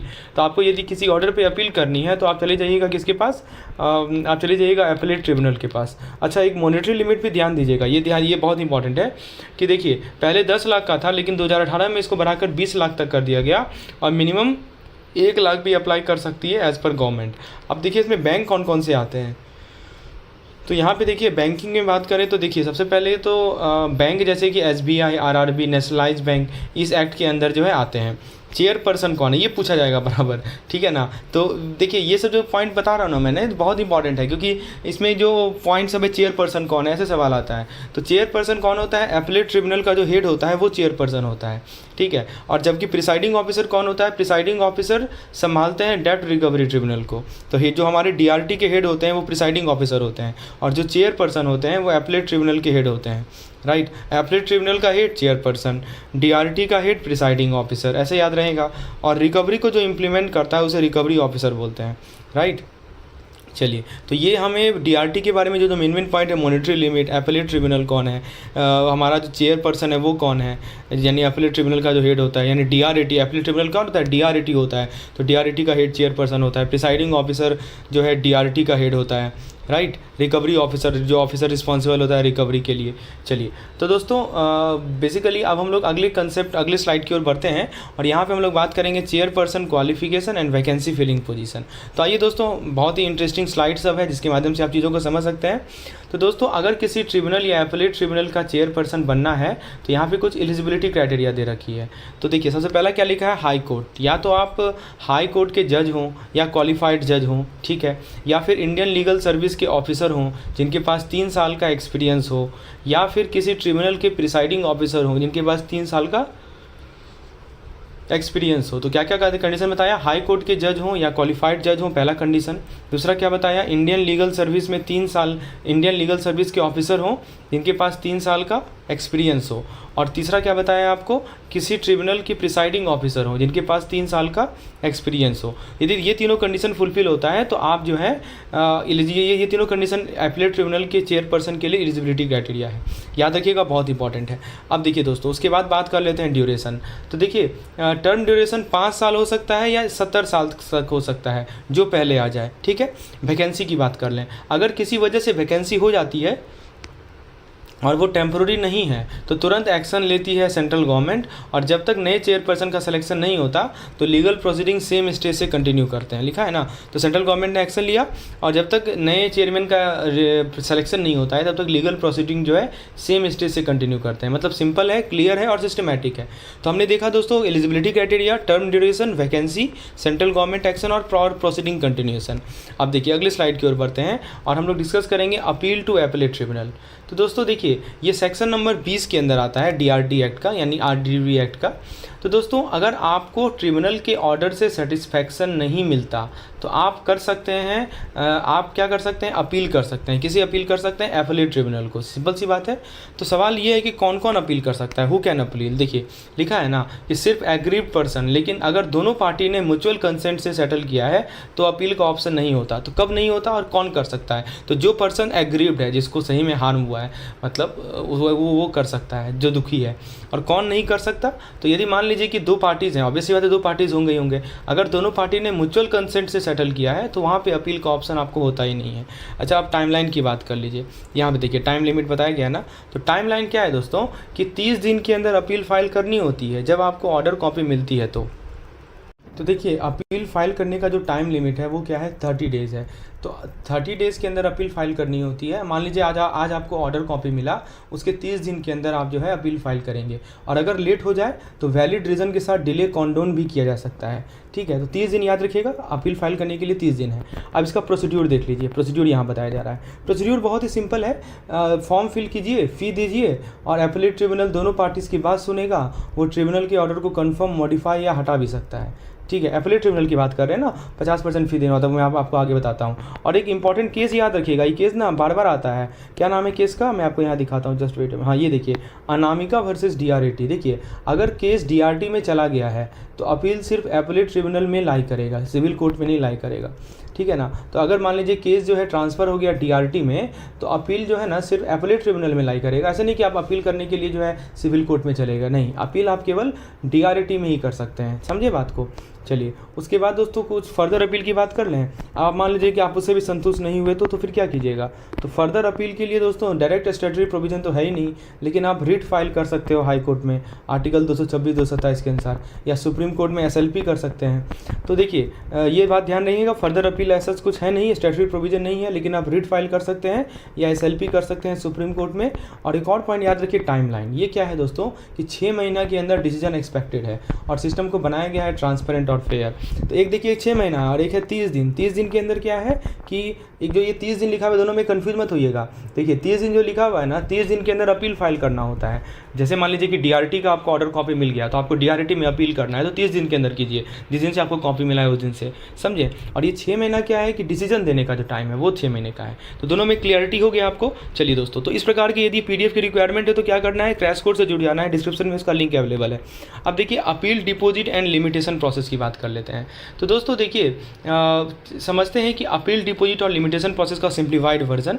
सबसे पहले देखिए क्या होता है कि जब डिफेंडेंट अपील करता है ना, तो उसे 50%, अभी देखिए वही अपील करने समय ना उसको 50% जो डेप्ट अमाउंट है वो डिपॉजिट करना पड़ता है। जैसे मान लीजिए कि डेप्ट अमाउंट है 10 लाख, तो उसका 5 लाख जमा करना होगा। बट वेट, अगर अपील ट्रिब्यूनल को लगता है तो वो वेवर या रिडक्शन भी कंसीडर करता है। तो अपीलेट ट्रिब्यूनल को यदि लगता है तो वो वेवर भी कर सकता है। अगर फुल 50% नहीं है तो मिनिमम 25% तो ज़रूरी है ही है। मतलब जैसे 10 लाख का है डेप्ट, तो उसका 25% कितना हो जाएगा, 2.5 लाख हो जाएगा, उतना तो देना ही पड़ेगा, ठीक है। वेवर भी मिलता है कभी कभी। और इसके बाद बैंक या फाइनेंशियल इंस्टीट्यूशन करता है रिकवरी के लिए एप्लीकेशन, यहाँ पे अप्लाई होता है लिमिटेशन एक्ट, ठीक है ना। तो बैंक और FI जो है रिकवरी के लिए एप्लीकेशन करता है, और यहाँ पे लिमिटेशन एक्ट 1963 लगेगा। और याद रखिए अगर इस ऐसी एप्लीकेशन जो है सिर्फ 3 साल के अंदर ही वैलिड होती है। तो ये जो एप्लीकेशन है ना, जो बैंक और फाइनेंशियल इंस्टीट्यूशन करते हैं रिकवरी के लिए, उनका वैलिडिटी भी याद रखिएगा, एक्शन 3 साल के अंदर होता है। तो अपील डालना है, समय पे कीजिए और डिपॉजिट मत भूलिए, डिपॉजिट करना ही करना है। 50% फुल वेवर भी कभी कभी मिलता है, मिनिमम 25% तो आपको पैसा डालना ही है, डिपॉजिट करना ही है। चलिए अब देखिए एक बहुत इंटरेस्टिंग कंसेप्ट है जिसकी हम लोग बात करेंगे, वो है जब रिकवरी ऑफिसर इशू, देखिए अब रिकवरी ऑफिसर भी पार्ट था ना, ठीक है। तो दोस्तों जब रिकवरी ऑफिसर इशू करता है एक रिकवरी सर्टिफिकेट, तो उसके बाद क्या होता है, तो रिकवरी ऑफिसर क्या इशू किया, रिकवरी सर्टिफिकेट इशू किया। अब उसके बाद क्या होगा, तो देखिए स्टेप वाइज बात करते हैं। तो सबसे पहले डिफेंडेंट क्या करता है, उस अमाउंट को चैलेंज करता है। तो रिकवरी ऑफिसर ने रिकवरी सर्टिफिकेट इशू किया, तो जो डिफेंडेंट है उस अमाउंट को चैलेंज करेगा, राइट, चैलेंज कर सकता है। यही लिमिटेशन है, डिफेंडेंट उस अमाउंट को चैलेंज नहीं कर सकता, सॉरी मैं उल्टा बोल रहा हूँ, डिफेंडेंट जो है उस अमाउंट को चैलेंज नहीं कर सकता, और ये क्या है, लिमिटेशन है। फिर क्या होता है, अगर कोई थर्ड पार्टी को ऑब्जेक्शन है तो वो 30 दिन के अंदर ट्रिब्यूनल में अपील कर सकता है अंडर सेक्शन 30। मैं फिर से रिपीट कर देता हूँ। तो देखिए हमारे जो रिकवरी ऑफिसर हैं उन्होंने रिकवरी सर्टिफिकेट इशू कर दिया, डिफेंडेंट जो भी अमाउंट है उसको चैलेंज कर देगा और वो 30 दिन के अंदर ट्रिब्यूनल में अपील कर सकता है, ठीक है। और नहीं वो चैलेंज नहीं कर सकता है, डिफेंडेंट चैलेंज नहीं करेगा, ठीक है, ये लिमिटेशन है। और जो थर्ड पार्टी है उसको ऑब्जेक्शन है तो वो 30 दिन के अंदर ट्रिब्यूनल में अपील करेगा। तो डिफेंडेंट नहीं अपील करेगा लेकिन थर्ड पार्टी कर सकता है 30 दिन के अंदर, कहाँ पे, ट्रिब्यूनल में। अच्छा उसके बाद क्या होगा, ट्रिब्यूनल जो है, लेकिन याद रहे ट्रिब्यूनल को अपील एक्सेप्ट करने से पहले 50% ऑफ द डेप्ट अमाउंट डिपॉजिट करना ही पड़ेगा, समझे। तो थर्ड पार्टी को 50% डेप्ट अमाउंट डिपॉजिट करना पड़ेगा। अच्छा उसके बाद क्या होता है कि ट्रिब्यूनल रिव्यू लेती है, ट्रिब्यूनल करता है रिव्यू और वो ऑर्डर को कन्फर्म, मॉडिफाई या कैंसिल भी कर सकता है। एक यहाँ पे केस लॉ भी है, केस लॉ बहुत इंपॉर्टेंट है दोस्तों, हर एक साल केस लॉ आता है। आर अद्वै वर्सेस वॉल, ठीक है। इसमें क्या हुआ कि कहा गया कि रिट मेंटेनेबल नहीं है, रेमेडी सिर्फ सेक्शन 30 अपील है, समझे। और फिर उसके बाद कहा गया है अपील आउटकम, और फाइनली अपील का रिजल्ट मिलेगा सिर्फ अगर डिपॉजिट क्राइटेरिया फुलफिल हुआ है तो, ठीक है। तो या तो इंटरटेन होगा या डिसमिस होगा बेस्ड ऑन द डिपॉजिट। तो समझिए, तो ये चीज़, ये जो है हमारा है रिकवरी ऑफिसर के अगेंस्ट अपील। अब मान लीजिए रिकवरी ऑफिसर जो रिकवरी करने जाता है उसने अपना रिकवरी सर्टिफिकेट दिया, अब जो डिफेंडेंट है वो तो कुछ करेगा नहीं, लेकिन जो थर्ड पार्टी है वो चाहे तो उसके अगेंस्ट अपील कर सकता है। कहाँ अपील करेगा, तो ट्रिब्यूनल में अपील करेगा। कितने दिन में करेगा, 30 दिन में अपील करेगा। कितना डिपॉजिट करना पड़ेगा, तो 50% पैसा डिपॉजिट करना पड़ेगा, ठीक है।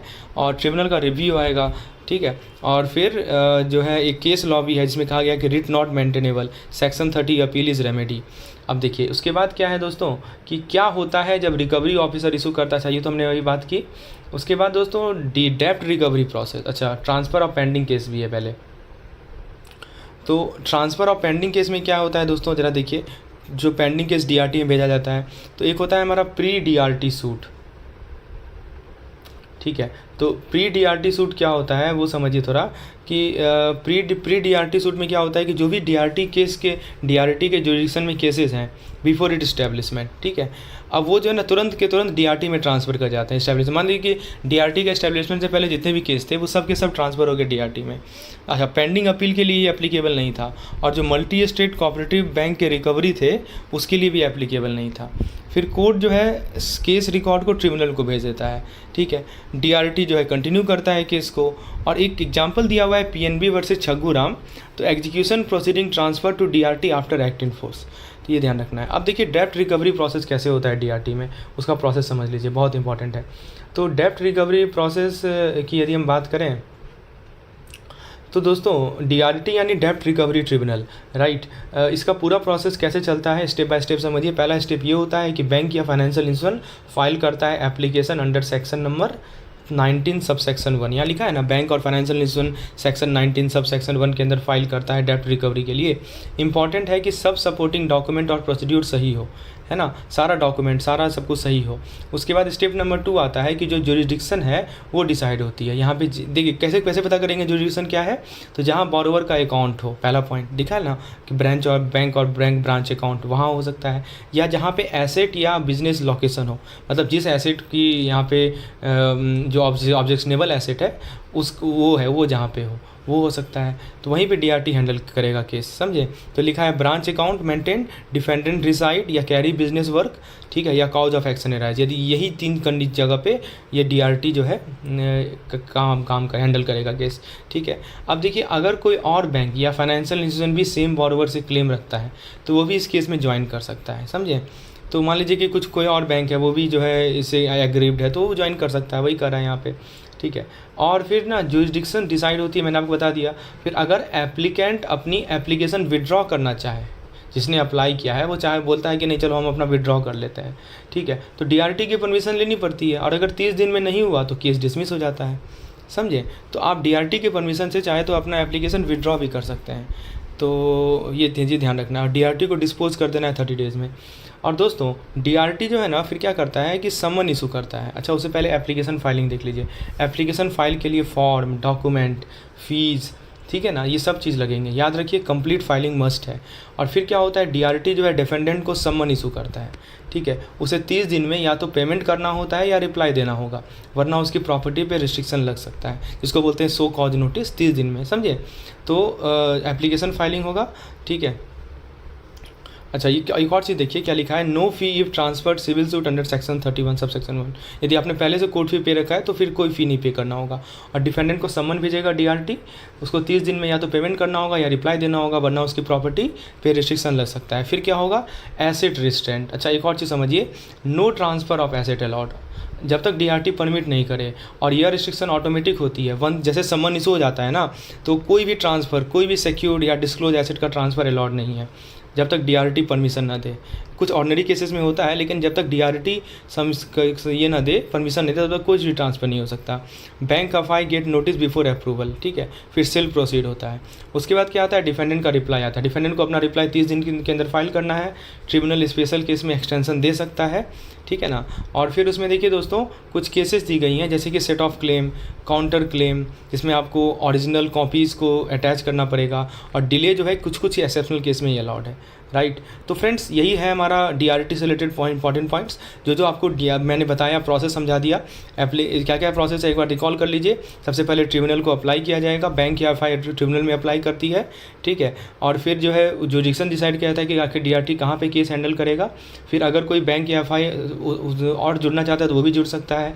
फिर एप्लीकेंट यदि एप्लीकेशन विड्रॉ करना चाहते हैं तो वो भी कर सकते हैं, लेकिन डीआरटी के परमिशन से। और अगर 30 दिन में नहीं हुआ तो केस डिसमिस हो जाता है, ठीक है। और फिर एप्लीकेशन फाइल करने के लिए फॉर्म, फी और डॉक्यूमेंट लगेंगे, ठीक है, ये सब याद रखना है। फिर डीआरटी समन इशू करेगा डिफेंडेंट को। उसके 4 मजबूत पिलर्स के बारे में जिन पर पूरा इंसॉल्वेंसी फ्रेमवर्क टिका हुआ, ये पूछा जाता है कि कौन कौन से 4 पिलर्स हैं, ठीक है। तो सबसे पहला जो पिलर है उसका नाम है, आप देख सकते हैं, इंसॉल्वेंसी प्रोफेशनल। मैं थोड़ा जूम कर देता हूँ, इंसॉल्वेंसी प्रोफेशनल। तो देखिए इनका काम क्या होता है। ये लोग जो है ना रिजोल्यूशन, लिक्विडेशन, बैंकरप्सी का काम संभालते हैं। आईपी इनको शॉर्ट में बोलते हैं हम लोग, राइट। तो आईवीबीआई के अंदर रजिस्टर्ड होना पड़ता है और लिमिटेड इंसॉल्वेंसी एग्ज़ाम पास करना मैंडेटरी है, ठीक है ना। एक लिमिटेड इंसॉल्वेंसी एग्ज़ाम होता है, उन्हें पास करते हैं। और इनका काम होता है कि फेयरनेस और प्रोफेशनलिज्म मेंटेन करते हुए कंपनी को रिव्यू या क्लोज करना, राइट। तो आपको मैंने इसका ये रोल समझा दिया कि रिजोल्यूशन में, लिक्विडेशन में, बैंकरप्सी में इनका रोल होता है। आईवीबीआई के अंदर रेगुलेशन होता है, इनरोल होते हैं अंडर, आपको बताया मैंने कि इनका इनरोलमेंट होता है। और फिर इनको रजिस्ट्रेशन होता है, एक एग्जामिनेशन फाइन करना पड़ता है, इनका नाम है लिमिटेड इंसॉल्वेंसी एग्जामिनेशन, इन्हें कहते हैं हम लोग आईपी। सेकेंड जो पिलर है उन्हें आईयू कहा जाता है, यानी इन्फॉर्मेशन यूटिलिटी। आइए इनके बारे में समझते हैं। देखिए दोस्तों, ये सिस्टम एक तरह का डिजिटल वॉल्ट है। आईयू जो है ना, समझिए एक तरह का डिजिटल वॉल्ट है, राइट। वो क्या करते हैं कि बोरोवर की फाइनेंशियल इन्फॉर्मेशन को स्टोर करते हैं। यहाँ पे बोरोवर की फाइनेंशियल, अब वॉल्ट है तो कुछ तो स्टोर होगा ना, तो क्या स्टोर होता है, बोरोवर का फाइनेंशियल इन्फॉर्मेशन यहाँ पे स्टोर होता है। तो ये जो आईयू होता है वो समझिए कि एक तरह का डिजिटल वॉल्ट है, जहाँ पे लेंडर और बोरोवर दोनों का फाइनेंशियल इन्फॉर्मेशन स्टोर होता है। अब insolvency and bankruptcy board of India, short में आईबीबीआई जिसको बोलते हैं, आईबीबीआई के साथ रजिस्टर्ड करना जरूरी है, ठीक है। तो आईयू जो है इन्फॉर्मेशन यूटिलिटी हेल्प करते हैं डेटा को ऑथेंटिकेट करने में और डिस्प्यूट को जल्दी रिजॉल्व करने में, ठीक है। तो डेटा को यदि ऑथेंटिकेट करना है, डिस्प्यूट को तुरंत रिजॉल्व करना है, तो आईयू काम होता है। तो समझिए कि एक तरह का डिजिटल वॉल्ट है जहाँ पे लेंडर बोरोवर के सारे फाइनेंशियल इन्फॉर्मेशन स्टोर्ड हैं, आईबीबीआई के साथ रजिस्टर्ड करना। देखिए ये भी आईबीबीआई से रजिस्टर्ड होगा और ये भी आईबीबीआई से रजिस्टर्ड होगा, रेगुलेट होता है। आईबीबीआई क्या है, insolvency and bankruptcy board of India. तो चलिए, तो मैंने दूसरा पिलर आपको बता दिया आईयू। थर्ड पिलर की यदि बात करें तो थर्ड पिलर है हमारा एडजुकेटिंग अथॉरिटी। यहाँ पे आप देख सकते हैं third pillar is adjudicating authority. तो देखिए क्या होता है कि कॉर्पोरेट मैटर एनसीएलटी हैंडल करता है, जिसका अपील एनसीएलटी और फिर सुप्रीम कोर्ट तक जा सकता है ना। तो कॉर्पोरेट केसेस कौन हैंडल करता है, एनसीएलटी हैंडल करता है। और इसका अपील कहाँ जा सकता है, NCLT में जाएगा और या फिर सुप्रीम कोर्ट तक जा सकता है। इंडिविजुअल और फर्म के केस जो होते हैं उनके लिए DRT और DRT हैंडल करता है, अथॉरिटी होती है। सिविल कोर्ट यहाँ इंटरफेयर नहीं करती और टाइम लिमिट भी फिक्स है, ठीक है। तो टाइम लिमिट मैं आपको बता देता हूँ। तो एग्जीक्यूटिंग अथॉरिटी देखिए दो है, एक है हमारा कॉर्पोरेट मैटर NCLT हैंडल करेगा, और जिसका यदि एपलेट अथॉरिटी NCLT है और सुप्रीम कोर्ट है, और यदि इंडिविजुअल फर्म केस है तो DRT और DRT है। और टाइम लिमिट देखिए, आप NCLT को अपील कर सकते हैं 30+45 15 दिन का एक्सटेंशन दिया जाता है, और सुप्रीम कोर्ट को कर सकते हैं 45 डेज़ में, ठीक है। DRT के बारे में आपको आगे बताता हूँ। तो ये हमारे एग्जीक्यूटिंग अथॉरिटी थर्ड पिलर है। और जो फोर्थ पिलर है वो IBBI है, यानी insolvency and bankruptcy board of India. ये रेगुलेटर होता है जो पूरे सिस्टम को मॉनिटर करता है। जैसे कि IP को मैंने IP अभी आपको बताया था ना, इंसॉल्वेंसी प्रोफेशनल, राइट। तो इनका काम क्या होता है, इनका काम होता है रिजॉल्व करना, लिक्विडेशन करना, बैंकरप्सी IP का काम करता है। तो उनको रेगुलेट करने का काम IBBI का होता है। उसके बाद दोस्तों IPA, ठीक है, और फिर IU इंफॉर्मेशन यूटिलिटीज़। तो इन सब को रेगुलेट करने का काम जो होता है वो IBBI का होता है, सुपरवाइज करना रहता है।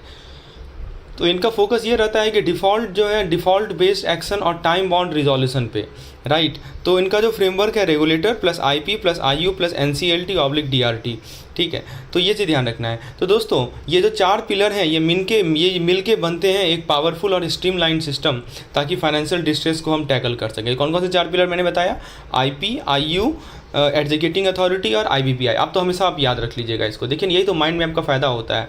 बुक में पढ़ने जाइए तो लाइन बाय लाइन चीज़ें मिलेंगी, 10 बार 2-3 बार रिवाइज करना पड़ेगा, तब जाके दिमाग में बैठेगा। और इसको बस एक बार तो आप देख लीजिए, और क्या चाहिए, आपके दिमाग में सब कुछ बैठ जाएगा। यही तो क्रैश कोर्स का कमाल है।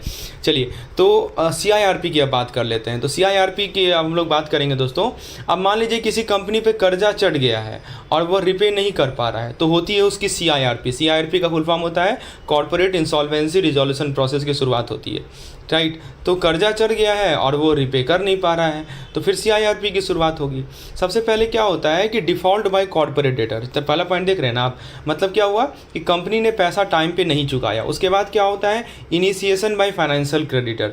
मतलब फिर आगे बढ़ता है इनिशिएशन, जो इनिशिएशन जो क्या कर सकते हैं, जो कर सकते हैं फाइनेंशियल क्रेडिटर। कौन कौन इनिशिएट कर सकता है, तो फाइनेंशियल क्रेडिटर कर सकता है, ऑपरेशनल क्रेडिटर कर सकता है, या खुद कंपनी भी कर सकती है, ठीक है ना। तो फाइनेंशियल क्रेडिटर कौन होता है, जैसे बैंक हो गई जिसने इसको लोन दिया है, और ऑपरेशनल क्रेडिटर मतलब कोई इंडिविजुअल पर्सन, राइट, कोई सप्लायर, ये सब हमारे ऑपरेशनल क्रेडिटर होते हैं। और कॉर्पोरेट डेटर, राइट, यानी वो खुद भी कर सकता है ये, राइट, जिसने डेब्ट लेके नहीं चुकाया। तो ये तीनों लोग इनिशिएट कर सकते हैं। कौन क्या इनिशिएट कर सकते हैं, CIRP। अब देखिए फाइनेंशियल क्रेडिटर के बारे में आपको बता देता हूँ कि, लेकिन देखिए हर किसी को यह पावर नहीं मिलती। बस सिंगल क्रेडिटर, जॉइंट क्रेडिटर, या कोई, आप यहाँ पे देखिए ना, हाँ, कौन कौन इनिशिएट कर सकते हैं, single financial creditor, right, joint creditor, या कोई ऑथराइज पर्सन ही शुरुआत कर सकता है। फाइनेंशियल क्रेडिटर में जैसे कि जैसे लीगल, असाइनी, ट्रांसफ़र, ये सब आते हैं। Single financial creditor, joint financial creditor और कोई ऑथराइज पर्सन। अब बात करते हैं फाइनेंशियल क्रेडिटर की डेफिनेशन। ये वही लोग होते हैं जिनको पैसा देना है, राइट, मतलब जिनसे पैसा लिया गया उनको पैसा वापस करना है, राइट, जैसे कि लीगल, असाइनी या ट्रांसफरी। अब देखिए क्रेडिटर का भी एक क्लास बनता है, यहाँ पे देखिए लिखा गया है, क्रेडिटर का भी एक क्लास है, क्लास ऑफ क्रेडिटर। मतलब और फाइलिंग तभी वैलिड होता है जब कम से कम 100 क्रेडिटर या 10% लोग एक ही क्लास में हो, जो भी छोटा हो, ठीक है ना। फाइलिंग यानी कि CIRP फाइलिंग की बात हो रही है, तो ये तभी वैलिड होता है जो कम से कम, देखिए मिनिमम थ्रेशोल्ड क्या लिखा है, 100 क्रेडिटर या 10% लोग, राइट, एक ही क्लास में हो, तभी आप एप्लीकेशन, तभी जाके ये फाइलिंग होता है। और अगर आप एक रियल इस्टेट अलॉटी हैं, यहाँ पे देखिए लास्ट में लिखा गया है, अगर आप एक रियल इस्टेट अलॉटी हैं तो या तो 100 लोग साथ आएंगे या प्रोजेक्ट के 10% लोग, लिखा है ना, 100 allottee in the same project, या 100 लोग एक साथ आएंगे या प्रोजेक्ट के 10% लोग आएंगे, तभी जाके आप एप्लीकेशन फाइल कर सकते हैं, राइट। तो इसको बोलते हैं रियल इस्टेट अलॉटी। और फाइनली क्या आता है, एग्जीक्यूटिंग अथॉरिटी। मतलब क्या हुआ कि एंड में आता है एग्जीक्यूटिंग अथॉरिटी के पास, यानी NCLT, जो डिसाइड करता है कि एप्लीकेशन सही है या नहीं है, लेकिन एक कंडीशन पे कि डिफ़ॉल्ट पहले नहीं होना चाहिए, राइट, डिफ़ॉल्ट पहले होना चाहिए, ये ध्यान रखना है। तो ये लास्ट में एजुकेटिंग अथॉरिटी के पास आता है। तो देखिए इस प्रकार से चलता है सीरीज। पहले डिफ़ॉल्ट किया डेटर ने, फिर जो है CIRP इनिशिएट करता है, क्रेडिटर भी कर सकता है, कॉर्पोरेट क्रेडिटर भी कर सकता है, कॉर्पोरेट डेटर भी कर सकता है, ऑपरेशनल क्रेडिटर भी कर सकता है। एक क्रेडिटर का क्लास होता है, यानी CIRP फाइलिंग तभी वैलिड होता है जब कम से कम 100 क्रेडिटर या 10% लोग एक ही क्लास में हो, जो भी छोटा हो। और फिर मैंने आपको बताया रियल एस्टेट अलॉटी, अगर आप रियल एस्टेट अलॉटी हैं तो आप 100 लोग एक साथ आएंगे या प्रोजेक्ट के 10% लोग, तभी जाके आप एप्लीकेशन फाइल कर सकते हैं। ये सब याद रखना है। एग्जीक्यूटिंग अथॉरिटी में क्या होता है, डिसीजन आता है किसका, एग्जीक्यूटिंग अथॉरिटी के पास। मैंने बोला था ना आपको कि यदि कॉर्पोरेट वाला केस है तो हमारा NCLT के पास जाएगा, नेशनल कंपनी लॉ ट्रिब्यूनल, और यदि इंडिविजुअल का केस है तो DRT के पास जाता है, कि वो डिसाइड करती हैं कि जो एप्लीकेशन फाइल किया गया है वो सही है या नहीं, लेकिन एक कंडीशन पे कि डिफ़ॉल्ट पहले होना चाहिए। डिफ़ॉल्ट नहीं होगा तो काहे का वो उन्हें एंटरटेन करेंगे। तो ये था CIRP का क्विक ब्रेकडाउन, एकदम की पॉइंट को आपको मैंने समझाया है। तो दोस्तों यदि आपको इस तरह के कंटेंट की रिक्वायरमेंट है, PDF की रिक्वायरमेंट है, जिसके माध्यम से इंपॉर्टेंट पॉइंट को आप फास्ट रिवाइज कर सकें, तो दोस्तों क्रैश कोर्स का लिंक आपको डिस्क्रिप्शन में मिल जाएगा। उसमें आपको इस प्रकार के वीडियोज़ मिलते हैं, शॉर्ट वीडियोज़, ताकि आपको मेन पॉइंट क्लियर हो, और उस पर MCQs प्रैक्टिस करने के लिए क्विजेज मिलते हैं। चलिए अब हम लोग अगले कंसेप्ट की ओर आते हैं, जो कि है CIRP application by financial creditor. चलिए समझते हैं इसको। दोस्तों अगर कोई financial creditor CIRP application file करना चाहता है तो यह पूरा प्रोसेस समझिए। देखिए क्या हुआ कि अगर एप्लीकेशन 2020 के अमेंडमेंट से पहले का है तो उसे 30 दिन के अंदर प्रोविजो क्राइटेरिया को फुलफिल करना पड़ेगा। एक वर्ड लिखा है इन्होंने, प्रोविजो क्राइटेरिया। तो यदि 2020 से पहले की बात हो रही है। अच्छा, डिफ़ॉल्ट का मतलब क्या होता है कि किसी भी फाइनेंशियल क्रेडिटर का ड्यू, सिर्फ एप्लीकेंट का नहीं, ठीक है ना, कोई भी फाइनेंशियल क्रेडिटर हो उसका ड्यू यदि है तो डिफ़ॉल्ट माना जाएगा। एप्लीकेशन के लिए क्या रिक्वायरमेंट है वो देखिए। तो पहले फॉर्म भरना पड़ेगा, उसके बाद फ़ी देना पड़ेगा, उसके बाद डॉक्यूमेंट यानी कि आपको दिखाना पड़ेगा कि हाँ सही में डिफ़ॉल्ट हुआ है, जिसमें आपको यूटिलिटी इन्फो यूटिलिटी रिकॉर्ड या दूसरा कोई एविडेंस देना पड़ेगा। IRP का नाम देना पड़ेगा। IRP कौन होता है, इंसॉल्वेंसी रिजोल्यूशन प्रोफेशनल, जो कि एंटरिम रिजोल्यूशन, मतलब कुछ दिनों के लिए जो है सबसे पहले IRP बनता है, समझे, और RP तो बाद में आता है। कुछ दिनों के लिए एंटरिम बेसिस पे उसका नाम देना पड़ता है कि आप किसे बनाना चाहते हैं, और IBBI के अनुसार दूसरी जानकारी भी देनी पड़ती है। तो ये सभी आपकी एप्लीकेशन की रिक्वायरमेंट है। अब होता है एग्जीक्यूशन टाइमलाइन। देखिए NCLT को 14 दिन मिलते हैं डिफ़ॉल्ट को वेरीफाई करने के। मैंने बोला था ना आपको कि आप सब एप्लीकेशन फाइल करके आप अपने एग्जीक्यूटिंग अथॉरिटी के पास भेज दिए, अब वो डिसाइड करता है कि एप्लीकेशन को इंटरटेन करें या ना करें। उनके पास 14 दिन का टाइम होता है, ये याद रखिएगा, ठीक है। डिफ़ॉल्ट को वेरीफाई करने के लिए इनके पास 14 डेज़ का टाइम होता है। अगर डिले होता है तो रीज़न लिखना कंपलसरी है कि आखिर डिले क्यों हो रहा है। फिर आता है एडमिशन और रिजेक्शन, यानी एप्लीकेशन एडमिट तभी होता है जब डिफ़ॉल्ट एक्चुअल में हुआ हो, एप्लीकेशन कंप्लीट हो, और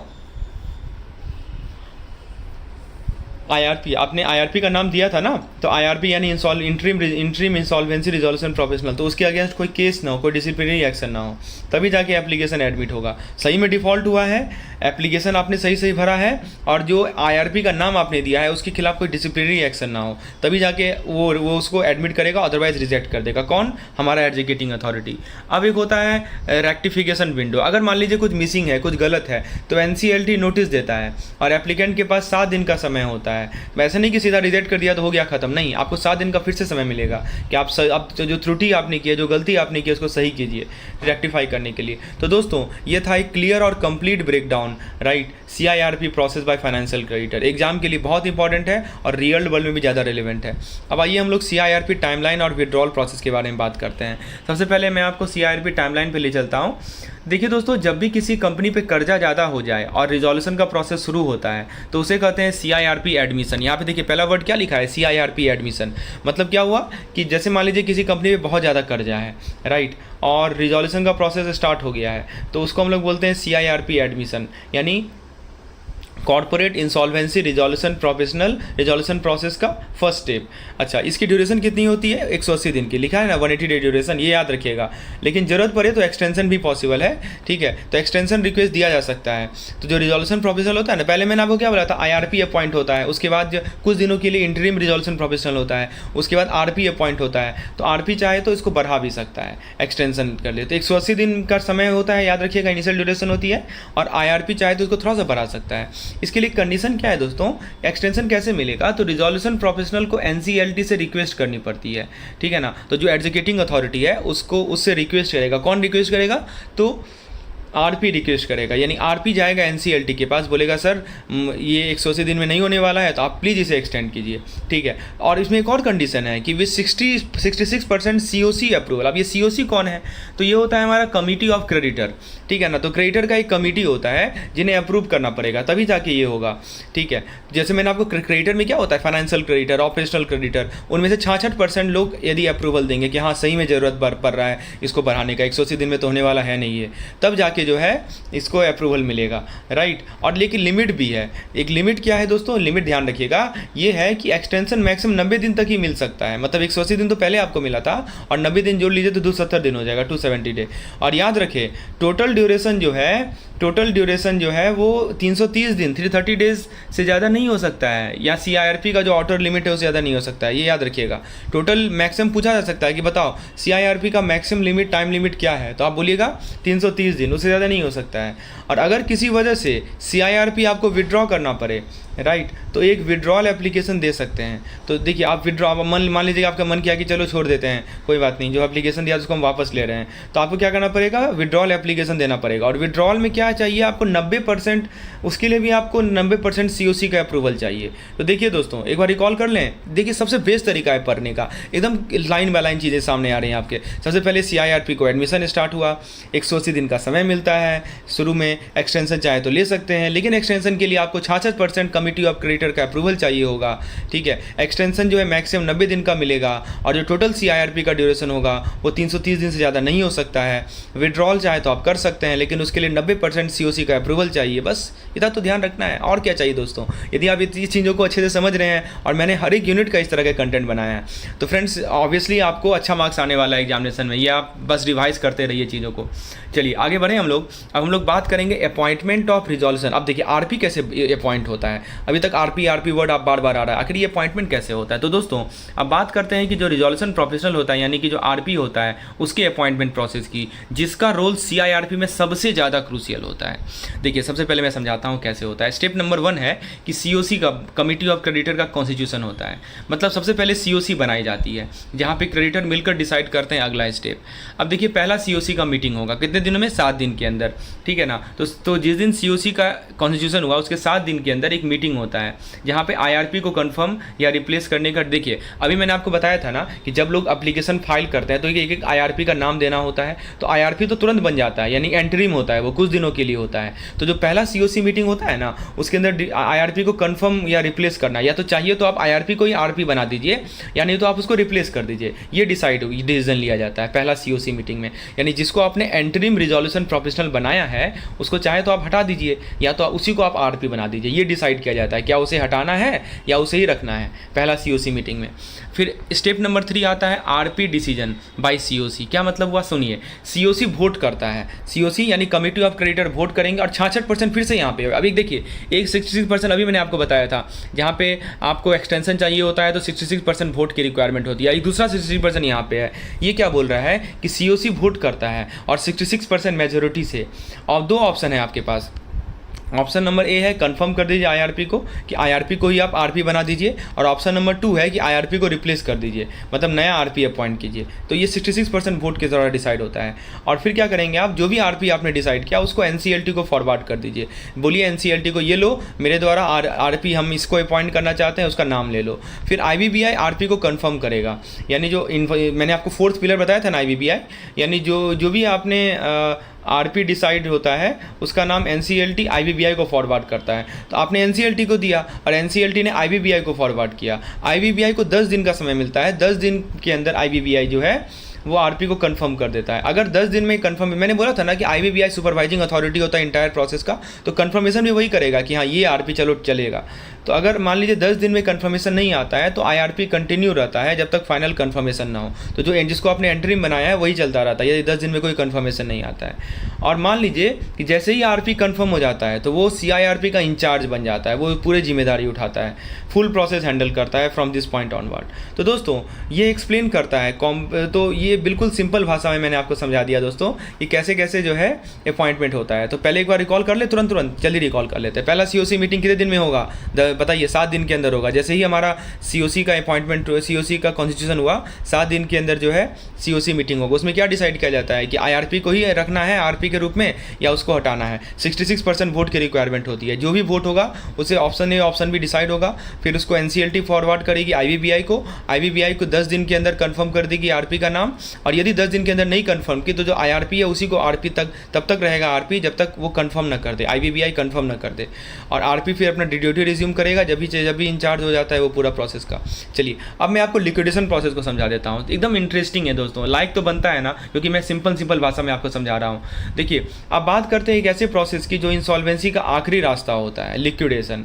ठीक है, तो लिक्विडेशन कब होती है, ट्रिगर पॉइंट क्या होता है? देखिए, no resolution plan in time, मतलब कि रिजोल्यूशन प्लान टाइम पे ना बना या रिजेक्ट हो गया, प्लान रिजेक्ट हो गया। मान लीजिए COC मेजोरिटी से डिसाइड करे लिक्विडेशन का। अब COC ने डिसाइड किया कि चलो अब एक ही ऑप्शन बचा है लिक्विडेशन का, तब फिर हो सकता है। या फिर डेटर अपने अप्रूव्ड प्लान को ब्रीच करे, तो जो प्लान आपने अप्रूव करके दिया है और डेटर जो है उसको ब्रीच करे, तो इन सब केस में दोस्तों लिक्विडेशन एक रास्ता बचता है। फिर से बता दूं क्या क्या है। कोई RP नहीं बना, प्लान रिजेक्ट हो गया, COC मेजोरिटी से डिसाइड करे लिक्विडेशन के लिए ही। COC मैक्सिमम COC बोल रहे हैं कि नहीं, अब तो रिजोल्यूशन करने का कोई मतलब ही नहीं है, लिक्विडेशन में ही जाना सही है। या फिर जो डेटर है उसने क्या किया कि अप्रूव्ड प्लान को ब्रीच किया। अब क्या होता है, सिक्योर्ड क्रेडिटर का क्या राइट होता है वो सुनिए। लेकिन दोस्तों उनके पास होती है 2 ऑप्शन सिक्योर क्रेडिटर के पास। पहला ऑप्शन क्या होता है, अपने सिक्योरिटी इंटरेस्ट को खुद रियलाइज़ करें। दूसरा ऑप्शन क्या होता है कि लिक्विडेशन एस्टेट को हैंड ओवर करके सेल प्रोसीड का हिस्सा बनो।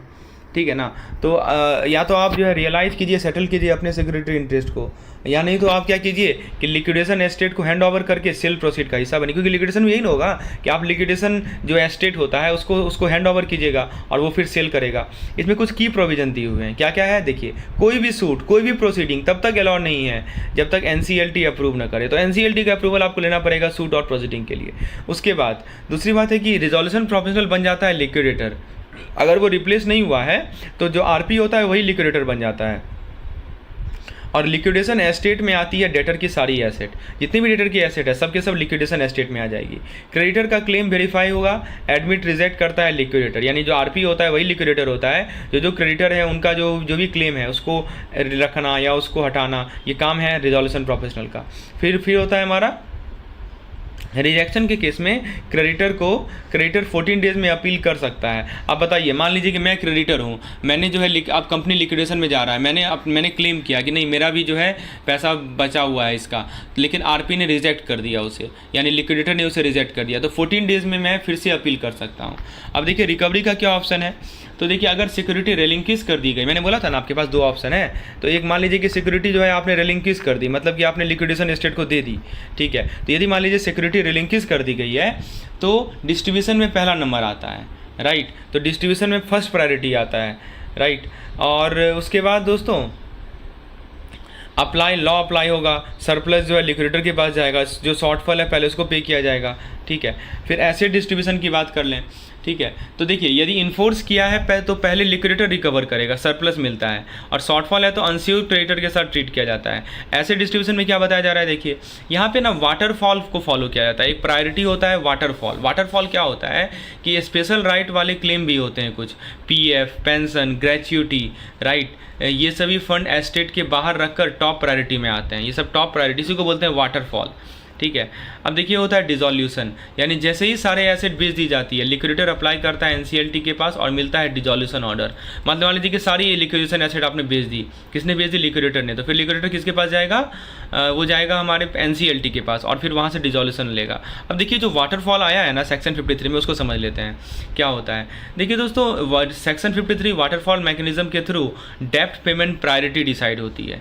ठीक है, कि चलिए इस समझते हैं इसको। जब भी एक कंपनी इंसॉल्वेंसी या लिक्विडेशन के प्रोसेस में होती है, सबसे बड़ा सवाल यही होता है कि पहले पैसा किसको मिलेगा, और इसका जवाब है सेक्शन 53 वाटरफॉल मैकेनिज्म। सबसे पहले आता है हमारा IRP कॉस्ट और लिक्विडेशन कॉस्ट, यानी कि इंसॉल्वेंसी प्रोसेस के खर्चे क्लियर किए जाते हैं, राइट। तो जो भी हमारा इनिशियल खर्चा है इंसॉल्वेंसी प्रोसेस का, उसको क्लियर किया जाएगा। फिर आता है नंबर वर्कमैन ड्यू और सिक्योर क्रेडिटर का, यानी वर्कर और सिक्योर लेंडर का पैसा प्रायोरिटी पे मिलता है। ठीक है ना। तो जो वर्कमैन ड्यूज़ हैं, वर्कर हैं और जो सिक्योर लेंडर हैं, उनका पैसा प्रायोरिटी पे मिलता है। फिर आता है एम्प्लॉय ड्यू। एम्प्लॉय ड्यू मतलब कि जिन लोगों ने काम किया है लेकिन वर्कमैन कैटेगरी में नहीं आते, उन्हें बोलते हैं एम्प्लॉय ड्यू, राइट। तो एम्प्लॉय ड्यू का मतलब समझ में आया कि जिन लोगों ने काम किया है लेकिन वर्कमैन कैटेगरी में नहीं आते, वो होता है एम्प्लॉय ड्यू। फिर होता है unsecured debt plus old workman due, मतलब कि ये जिनका पैसा सिक्योर नहीं है या पुराने ड्यू हैं। फिर आते हैं गवर्नमेंट ड्यू, समझे तो, और सिक्योर क्रेडिटर का शॉर्टफॉल, जिनके लोन या टैक्स अभी भी बाकी हैं। फिर कुछ पैसा बचा है तो रिमेनिंग डेट जो है वो पे किए जाते हैं। और फिर होता है हमारा प्रेफरेंस शेयर होल्डर को, उसके बाद पेमेंट मिलता है। और फाइनली इक्विटी शेयर होल्डर को मिलता है जो भी बचा रहता है। तो ये देखिए ना, वाटरफॉल जैसा सिस्टम नहीं है जिसमें पैसा ऊपर से नीचे डिस्ट्रीब्यूट हो रहा है। सबसे पहला किसका है? सबसे पहला है दोस्तों, देखिए IRP में जो खर्चा हुआ है, ठीक है ना, और लिक्विडेशन का जो कॉस्ट है वो कवर होगा। उसके बाद वर्कमैन ड्यू आएगा, उसके बाद एम्प्लॉय ड्यू आएगा, उसके बाद unsecured debt plus old workman due आएगा, फिर सरकार का ड्यू आएगा, फिर जो पैसा बचा रहेगा वो प्रेफरेंस शेयर होल्डर को, और फिर उसके बाद इक्विटी शेयर होल्डर को मिलता है। ये होता है लिक्विडेशन प्रोसेस में। चलिए उसके बाद दोस्तों अब लास्ट है कि पूरे प्रोसेस को एक बार मैं आपको रिवाइज करवा दूँ। देखिए अब बात करते हैं एक ऐसे प्रोसेस की जिसको CIRP बोलते हैं। पहले क्या होता है, आप AA के पास एप्लीकेशन फाइल करेंगे। AA कौन होता है? एग्जीक्यूटिंग अथॉरिटी होता है। मैं आपको रिकॉल करवा रहा हूँ, अभी मैंने डिस्कस किया है, जो कि NCLT हो सकता है कॉर्पोरेट के केस में। फिर आप डॉक्यूमेंट को अटैच करेंगे, यानी एप्लीकेशन के साथ लगते हैं जरूरी डॉक्यूमेंट, आपको पता ही है। फिर होता है एडमिशन, यानी जो है उसे एडमिट करता है। अगर सब कुछ सही है तो एप्लीकेशन एडमिट हो जाता है, CIRP ऑफिशियली शुरू हो जाता है। फिर CIRP का टाइमलाइन आपको बताया, टाइम कैसे। चलिए शुरुआत करते हैं। सबसे पहले बैंकर बुक, डिजिटल से ट्रेडिशन तक। बैंकर बुक सिर्फ लेजर और कैश बुक नहीं है, आजकल ये डिजिटल भी हो सकते हैं, मैकेनिकल भी हो सकते हैं। क्या इंक्लूड होता है, देखिए सबसे पहले इसके अंदर हम लोग क्या क्या इंक्लूड होता है उसकी बात करते हैं। तो इसके अंदर दोस्तों आप देख सकते हैं कि इसके अंदर हमारा आता है लेजर और कंपनी रिकॉर्ड, ठीक है। यहाँ पे आप देख सकते हैं इसके अंदर क्या आता है हमारा, इसके अंदर आएगा लेजर और कैश बुक, ये तो रहता ही रहता है। Company record, backup system, disaster recovery plan, DRP जिसको बोलते हैं, सब कुछ हमारे बैंकर्स बुक में होता है। इंडिविजुअल अकाउंट होता है, राइट। PO सेविंग बैंक जैसे स्पेशल केसेस भी कवर होते हैं। तो ये जो बैंकर्स बुक है ना, वो एक लीगल एविडेंस का हिस्सा बन सकता है, ठीक है। सोचिए आपका पासबुक भी एक डॉक्यूमेंट है कोर्ट के लिए, समझे। फिर आता है हमारा कॉरपोरेशन, ठीक है। कॉरपोरेशन यानी कौन कवर करता है, यहाँ पे देखिए कॉरपोरेशन की बात की जा रही है। तो देखिए कॉरपोरेशन का मतलब कि कोई भी बड़ी कॉरपोरेट, इंडियन हो या फॉरेन हो, कंपनीज एक्ट के अंदर आता है। और दोस्तों यहाँ पे कुछ एक्सेप्शंस हैं जिसके अंदर RBI, SBI ये सब आते हैं। फिर आता है as per companies act ICA 2016 including foreign company भी आती है। तो फॉरेन कंपनी भी कॉरपोरेशन के अंदर कवर होती है। फिर बात आती है हमारी लीगल कंसिडरेशन की, लीगल प्रोसीडिंग की। यहाँ पे देखिए, तो देखिए कोर्ट केस में बैंकिंग लॉ कैसे अप्लाई होता है। सबसे पहले एविडेंस बेस्ड प्रोसीडिंग होगी, यानी सब डॉक्यूमेंट मैटर करता है। फिर आर्बिट्रेशन भी एक ऑप्शन है। और तीसरा है कि अगर मान लीजिए इन्वेस्टिगेशन होगा तो पुलिस या ऑथराइज ऑफिसर, ठीक है, मजिस्ट्रेट नहीं होंगे, पुलिस या ऑथराइज ऑफिसर का रोल आता है, राइट। उसके बाद आता है कोर्ट और जज। तो यहाँ पे देखिए कोर्ट और जज की बात की जा रही है। तो कोर्ट का मतलब है कोई भी लीगल अथॉरिटी, और जज हाई कोर्ट का होना चाहिए। ट्रायल वाइड स्कोप का होता है, ट्रायल जो होता है इसका वाइड स्कोप है, देखिए यहाँ लिखा गया है, ठीक है। एविडेंस रिकॉर्ड किया जाता है, सब सिस्टमेटिक तरीके से होता है। उसके बाद आता है हमारा सर्टिफाइड कॉपी। तो सर्टिफाइड कॉपी में क्या आता है दोस्तों, मैं वो आपको शो कर देता हूँ। तो सर्टिफाइड कॉपी दोस्तों ओरिजिनल डॉक्यूमेंट नहीं है। सर्टिफाइड कॉपी कैसे बनेगा, तो उसका रूल क्लियर है, रिटर्न फॉर्म में होगा, यानी मैनेजर और अकाउंटेंट बनाएगा प्रॉपर सर्टिफिकेशन के साथ। मैकेनिकल फॉर्म में भी हो सकता है सर्टिफाइड कॉपी, यानी कि माइक्रोफिल्म, मैग्नेटिक टेप से प्रिंट आउट, है ना, इसको बोलते हैं मैकेनिकल फॉर्म। और या तो यदि ओरिजिनल डिस्ट्रॉय हो गया तो उसका भी प्रोसेस डिफाइंड है, ठीक है। तो हमने एप्लीकेबिलिटी बात कर ली, इसकी एप्लीकेबिलिटी पूरे भारत में होती है एक्सेप्ट जम्मू एंड कश्मीर। हमने कंपनी की बात कर ली, फॉरेन कंपनी भी इसके अंदर आते हैं। और उसके अंदर बड़ी कॉर्पोरेट कौन आते हैं ये भी मैंने बताया। बैंकर कौन कौन से हैं तो मैंने ये बता दिया आपको। बैंकर्स बुक में क्या क्या आएगा वो देख लिया आपने। लीगल प्रोसीडिंग कैसे किसके तरीके से हो सकती है, कोर्ट कौन है, जज कौन है, ट्रायल कैसे होगा, और सर्टिफाइड कॉपी कैसे होगा। चलिए ये बातें आपको समझ में आ गई। तो ये बेसिकली डेफिनेशन है कि आपसे पूछ लेगा बताओ कि हाई जज इसमें कोर्ट कौन सा होगा, इसमें जज कौन सा होगा, हाई कोर्ट का जज होगा, ठीक है। बैंकर्स बुक एविडेंस एक्ट में हम लोग इसकी बात कर रहे हैं। चलिए, तो ये सभी डेफिनेशन है जो भी ध्यान रखनी। क्या फॉरेन कंपनी आएगी? बिल्कुल आएगी फॉरेन कंपनी। अच्छा, ये देखिए सर्टिफाइड कॉपी का यहाँ पे कुछ पॉइंट है। तो देखिए सर्टिफाइड कॉपी रिटन फॉर्म में होगा, मैकेनिकल फॉर्म में भी हो सकता है, मैंने बोला आपको इलेक्ट्रॉनिक फॉर्मेट भी हो सकता है, ठीक है। तो ये चीज़ ध्यान रखना है, ये हमारा सर्टिफाइड कॉपी के रिलेटेड पॉइंट है। अब है बैंक ऑफिसर कॉम्पेलेबिलिटी। देखिए सोचिए, आपको कोर्ट में बैंक रिकॉर्ड चाहिए, लेकिन बैंक तो केस का पार्ट ही नहीं है, तो क्या बैंक ऑफिसर को फोर्स किया जा सकता है डॉक्यूमेंट देने के लिए? बैंक इसका कोई पार्ट नहीं है, बैंक को कोई लेना देना नहीं है इस केस से, लेकिन अब चाहिए आपको बैंक रिकॉर्ड, तो क्या बैंक ऑफिसर को फोर्स किया जा सकता है? तो सही जवाब है नहीं किया जा सकता, लेकिन कुछ एक्सेप्शन है, तो हम लोग वो एक्सेप्शन देखने वाले हैं किस किस केस में ऐसा किया जा सकता है। तो जनरल रूल क्या कहता है कि बैंक अगर केस का पार्ट नहीं है तो ऑफिसर को आप नहीं बुला सकते हैं, ठीक है। नहीं बुला जा सकता है कि ओरिजिनल बुक लाओ, कोर्ट में विटनेस बनो, क्योंकि सर्टिफाइड कॉपी ही काफ़ी है, समझे ना। ओरिजिनल बुक लाने की आवश्यकता नहीं है, सर्टिफाइड कॉपी ही काफ़ी है। तो ये रूल बैंक की कॉन्फिडेंशियलिटी और लीगल प्रोसेस की स्पीड दोनों को प्रोटेक्ट करता है। कोर्ट भी मानती है कि अगर सर्टिफाइड कॉपी सही है तो ओरिजिनल की ज़रूरत नहीं है, समझे। तो कोई कंपल्सन नहीं है। सेक्शन 5 में लिखा गया है बैंकर्स बुक एविडेंस एक्ट में कि बैंक अगर केस का पार्टी नहीं है तो ऑफिसर को नहीं बुलाया जा सकता है कि तुम ओरिजिनल बुक लाओ, क्योंकि सर्टिफाइड कॉपी काफ़ी है, ठीक है ना, ये ध्यान रखना है। चलिए, उसके बाद आता है एक्सेप्शन। अब कुछ स्पेशल केसेस होते हैं, तो अगर मान लीजिए कोर्ट को लगे कि सर्टिफाइड कॉपी एनफ नहीं है तो ऑफिसर को फोर्स किया जा सकता है। जैसे एग्जांपल के तौर पे ना आपके बुक में दिया, देखिए ये बहुत बार आता है, ICICI वर्सेस कपिल देव शर्मा का जो केस था, ठीक है। इसमें क्या हुआ कि डिस्प्यूटेड डॉक्यूमेंट के लिए ओरिजिनल मंगवाए गए थे। अब पूछा जा सकता है कि बताओ ये जो ICICI bank versus Kapil Dev Sharma था उसका क्या स्पेशल, इसमें क्या था, क्यों डाला गया है बुक में? तो आपको पता होना चाहिए कि एक इस केस में जो है ना कोर्ट ने ओरिजिनल मंगवाए थे बैंक से, ये एक्सेप्शन है। जैसे कि FIR कॉपी से काम चलता है, लेकिन अगर ऑथेंटिसिटी डाउट हो तो ओरिजिनल डायरी मांगते हैं, ठीक है। तो यहाँ नहीं कहने का मतलब कि जो सर्टिफाइड कॉपी है ना वो एक तरह का गोल्डन स्टैंडर्ड है। सर्टिफाइड कॉपी को वैलिड एविडेंस माना जाता है अनटिल कोई डिस्प्यूट ना करे। डिस्प्यूट नहीं है तो ओरिजिनल की टेंशन ही नहीं है, लेकिन यदि डिस्प्यूट है तो फिर बैंक ऑफिसर को कोर्ट आना पड़ेगा ओरिजिनल कॉपी लेकर, समझे। तो देखिए कॉमर्शियल केस में डिलेज अवॉइड करने के लिए सर्टिफाइड कॉपी पे भरोसा किया जाता है, स्मार्ट लीगल स्ट्रेटजीज है। तो याद रखिएगा ये जो रूल है वो बैंक और कस्टमर दोनों के लिए बैलेंस अप्रोच क्रिएट करते हैं। चलिए, तो ये बातें समझ में आई। तो यूनिट 20 में बस दो ही चीज़ ध्यान रखना है, ये दोनों चीज़ को ध्यान रख लिए मोर देन सफिशिएंट है। एक तो आपको कब सर्टिफाइड कॉपी से काम चलेगा, कब नहीं चलेगा, यदि नहीं चलेगा तो फिर बैंक को क्या करना, कोर्ट क्या कर सकती है, ये ध्यान रखना है, ठीक है। और एक जो मैंने आपको डेफिनेशन से बताया वो। अब यूनिट 21 की ओर बढ़ते हैं, जो कि है हमारा लीगल सर्विस अथॉरिटी एक्ट 1987, इसको लोक अदालत बोलते हैं, इसको शॉर्ट में LGSA भी कहा जाता है, LSA, ठीक है ना, LGSA कहते हैं। तो देखिए आइए समझते हैं इसको। देखिए कोर्ट केसेस में 20 साल लग जाते हैं, तो अब लोक अदालत में 20 मिनट में फैसला हो सकता है। तो यह है इंडिया का जस्टिस ऑन व्हील सिस्टम। तो चलिए जस्टिस ऑन व्हील सिस्टम को डिटेल में समझते हैं, क्या बोलते हैं इसको, जस्टिस ऑन व्हील। तो लोक अदालत का जरा जुगाड़ स्ट्रक्चर देखिए, ठीक है। तो इनका 3 लेयर केक की तरह है। सबसे पहला लेयर है स्टेट लेवल, ठीक है ना। स्टेट लेवल क्या होता है, देखिए स्टेट लेवल यानी बड़े भैया हैं जो पूरे राज्य को देखते हैं। डिस्ट्रिक्ट अथॉरिटी यानी लोकल थाने की तरह है, हर जिला का अपना अपना होता है। और एक होता है सुप्रीम कोर्ट और हाई कोर्ट लेवल, यानी VIP ट्रीटमेंट होता है कॉम्प्लेक्स केस के लिए। तहसील कमेटी भी होते हैं गांव-गांव तक जस्टिस पहुंचाने के लिए, समझे। तो state level, district level, supreme और हाई लेवल पे होते हैं, 3 ऑर्गेनाइजर हैं। अब देखिए जुरिडिक्शन की बात करते हैं, यानी कौन बैठेगा जज की कुर्सी पे, ठीक है। तो देखिए यहाँ पे कौन लोग फैसला सुनाते हैं, तो देखिए रिटायरी जज होंगे, ठीक है। तो यहाँ देखिए कंपोजिशन बताया जाए ना, रिटायरी जज होंगे, उनका एक्सपीरियंस का फ़ायदा होगा।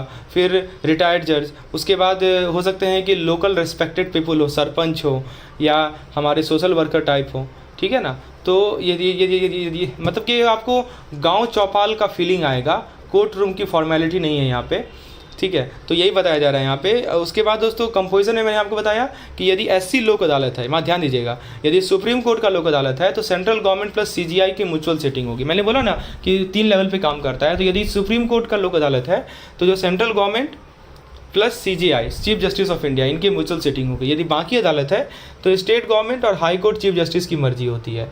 सुप्रीम कोर्ट केस के लिए स्पेशल रूल है क्योंकि वहाँ पे स्टेक्स काफ़ी हाई होते हैं, राइट। तो ये ध्यान रखना है। अगर मान लीजिए कि आपको 10 साल से आपका 10 साल से पेंडिंग प्रॉपर्टी केस है तो लोक अदालत जाइए, ठीक है। तो ये ध्यान रखना है हमें। अब हम लोग और भी पॉइंट देखते हैं लोक अदालत के रिगार्डिंग अगले स्लाइड में। हाँ, यहाँ पे देखिए लीगल सर्विस अथॉरिटी एक्ट 1987। देखिए हाई कोर्ट अपील पे अपील, हाई कोर्ट में अपील पे अपील, सुप्रीम कोर्ट तक चले जाते हैं केस, लेकिन लोक अदालत का फैसला फाइनल है, कोई अपील नहीं हो सकता, कोई वकील का एक्स्ट्रा खर्चा नहीं है और कोर्ट फी भी वापस हो जाती है। तो चलिए डिटेल में समझते हैं इसको।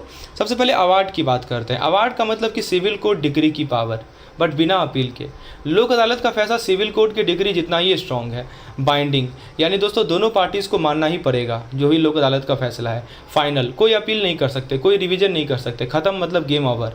और फिर आता है कोर्ट फी रिफंड, यानी कॉम्प्रोमाइज़ हुआ तो पैसा वापस। कोर्ट फी एक्ट का गिफ्ट है, ठीक है। तो देखिए पैसा बचाना है तो लोक अदालत में सेटल कीजिए, वरना नॉर्मल कोर्ट में तो फ़ी का भी चक्कर शुरू है, समझे। तो देखिए बाइंडिंग होता है, ये फाइनल है, आप इसका अपील ही नहीं कर सकते, कोई रिवीजन भी नहीं हो सकता, ख़त्म, मतलब गेम ओवर हो गया। और कोर्ट फी कॉम्प्रोमाइज़ हुआ तो पैसा, आपको जो भी पैसा लगा है वो वापस हो जाता है। तो ये फ़ायदे हैं, इसको अवार्ड बोलते हैं। फिर आता है पावर। अब देखिए मैंने बताया ना सिविल कोर्ट के बराबर पावर होता है। तो देखिए लोक अदालत के पास सिविल कोर्ट जितनी ही पावर है, वो क्या क्या कर सकती है, वो गवाहों को बुला सकती है, इसको बोलते हैं समन विटनेस, लिखा है ना, गवाहों को बुला सकती है, डॉक्यूमेंट मांग सकती है, यानी कि डिस्कवरी कर सकती है, प्रोडक्शन कर सकती है डॉक्यूमेंट का, और एफिडेविट पे भी फैसला दे सकती है। तो पावर में क्या बताया आपको कि गवाहों को बुला सकती है, फिर उसके बाद डॉक्यूमेंट मंगा सकती है, फिर एफिडेविट पे भी फैसला दे सकती है, और गवर्नमेंट रिकॉर्ड भी मांग सकती है, ठीक है। ये सभी इसके पावर है, किसके, लोक अदालत के। तो जज साहब की ब्लैक कोट नहीं है, लेकिन पावर उतनी ही है, समझ रहे हैं। तो ये ध्यान रखना है। तो एफिडेविट पे फैसला देना, गवर्नमेंट रिकॉर्ड मंगाना, गवाहों को बुलाना, डॉक्यूमेंट मंगाना। फिर आता है जुडिशियल प्रोसीडिंग, यानी IPC CRPC भी अप्लाई होता है। तो यहाँ पे बच के बोलना, IPC के 3 सेक्शन भी अप्लाई होते हैं, जैसे कि देखिए सेक्शन नंबर 193 जो कि है फॉल्स एविडेंस का, सेक्शन नंबर 219 जो कि है public servant wrongfully framing people, और फिर आता है सेक्शन नंबर 228 जो कि कोर्ट में बदतमीजी, जेल हो सकता है। तो झूठ बोलेंगे तो जेल जाएंगे, लोक अदालत है लेकिन जोक नहीं है, समझे। तो अगर आप सोच रहे हैं कि यह सब ठीक है लेकिन कैसे कोई केस फाइल करे, तो आइए देखते हैं, अगले स्लाइड में हम बता रहे हैं आपको। तो देखिए ये 3 पॉइंट याद रहेगा ना कि लोक अदालत की पावर जो है सेम होती है, सिविल कोर्ट की जैसे पावर होती है, ठीक है। फिर इसमें अवार्ड क्या होता है, बाइंडिंग है, फाइनल में आप अपील नहीं कर सकते, कोर्ट फी रिफंडेबल होता है, ठीक है। इनका जो जुडिशियल प्रोसीडिंग है वो IPC सेक्शन 193, 219, 228 के अंदर कवर्ड है। अब चलिए, तो ये बातें हमें ध्यान रखनी है। अब हम लोग बात करते हैं अगले चैप्टर में जो कि है कंज्यूमर प्रोटेक्शन एक्ट 2019। देखिए लोक अदालत में कुछ और भी पॉइंट हैं, ठीक है ना। 20 लाख के ऊपर का केस ये लेता नहीं है, ये भी आपको लिमिट पता होना चाहिए। और उसके बाद हमें जो एग्जामिनेशन पॉइंट ऑफ व्यू से पढ़ना है वो हमने पढ़ लिया। अब आता है CPA, कंज्यूमर प्रोटेक्शन एक्ट 2019। आइए इसको देखते हैं। कभी मोबाइल रिचार्ज का हिडन चार्ज देखे हैं आप, या EMI में प्रोसेसिंग फ़ी का फी भी देखे होंगे। तो यह सब अनफेयर प्रैक्टिस है, राइट। आज समझेंगे कौन से कॉन्ट्रैक्ट और डील आपके लिए लीगली सूट करते हैं। तो सबसे पहले अनफेयर कॉन्ट्रैक्ट की बात करते हैं, यानी कि फाइन प्रिंट में छुपा जहर, ऐसा समझिए। कुछ कंपनी कॉन्ट्रैक्ट में ऐसे टर्म चिपका देती है जैसे कि आपका लिख देगा एक्सेसिव सिक्योरिटी डिपॉजिट, पहले ही 6 महीना का रेंट डिपॉजिट करो, तो ये तो इलीगल है ना। फिर होगा डिसप्रपोर्शनेट पेनल्टी, मतलब कि EMI लेट हुआ तो 500 का फाइन, या मान लीजिए 5000 का पेनल्टी लगा दिया, ये सब तो चलेगा नहीं। फिर होता है कि नो अर्ली रिपेमेंट डेब्ट, मतलब कि लोन जल्दी भरना चाहते हो तो कंपनी मना करेगी, पर इलीगल है। क्यों मना कर रही है कंपनी, हम तो लोन तो पहले देना चाह रहे हैं। तो अगर कॉन्ट्रैक्ट में यूनिलैटरल टर्मिनेशन या असाइनमेंट विदाउट कंसेंट दिखे तो ये रेड फ्लैग है। जब भी आपको ये वर्ड दिखे यूनिलैटरल टर्मिनेशन या असाइनमेंट विदाउट कंसेंट, तो ये रेड फ्लैग है, कंज्यूमर कोर्ट आप जा सकते हैं, ठीक है। तो अभी जो हमने बात की ना वो है अनफेयर कॉन्ट्रैक्ट, यानी कि कॉन्ट्रैक्ट एस्क्यूड अगेंस्ट कस्टमर, ठीक है। तो ये ध्यान रखना है, इसको बोलते हैं अनफेयर कॉन्ट्रैक्ट। और दूसरा होता है अनफेयर ट्रेड प्रैक्टिस, यानी झूठ का बाजार, ठीक है ना। तो देखिए दुकान वाले आपको कैसे बेवकूफ़ बनाते हैं। पहले बोलेंगे फॉल्स क्लेम, यानी 100% आयुर्वेदिक क्रीम है, FDA टेस्ट नहीं हुआ है, झूठ है। फिर होता है मिसलीडिंग द बेनिफिट, यानी इंश्योरेंस फ्री है, प्रीमियम में ही ऐड है। फिर बोलेंगे अनसपोर्टेड वारंटी, मतलब क्या हुआ कि जैसे बोलेंगे लाइफ टाइम वारंटी है, कंपनी 2 साल में बंद हो जाएगी।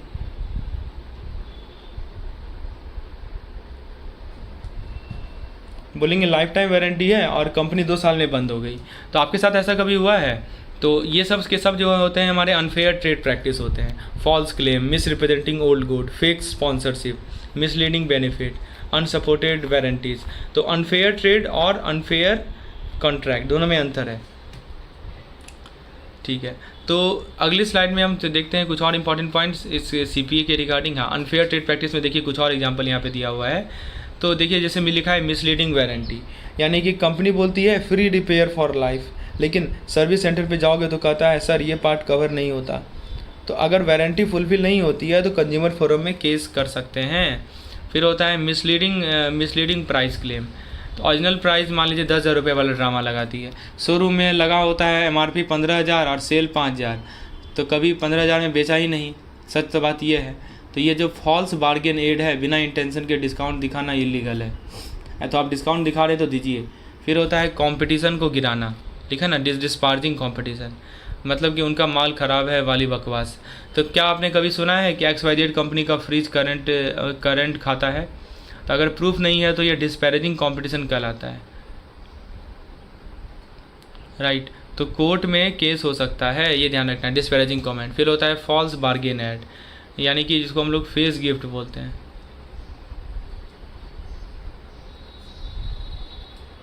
तो फॉल्स बार्गेन ऐड में क्या होता है कि इसको समझिए कि जैसे मान लीजिए लकी ड्रॉ से काट देते हैं विन अ कार, पर 20 साल से किसी ने न जीता है तो यही होता है हमारा डिसेप्टिव प्रमोशन।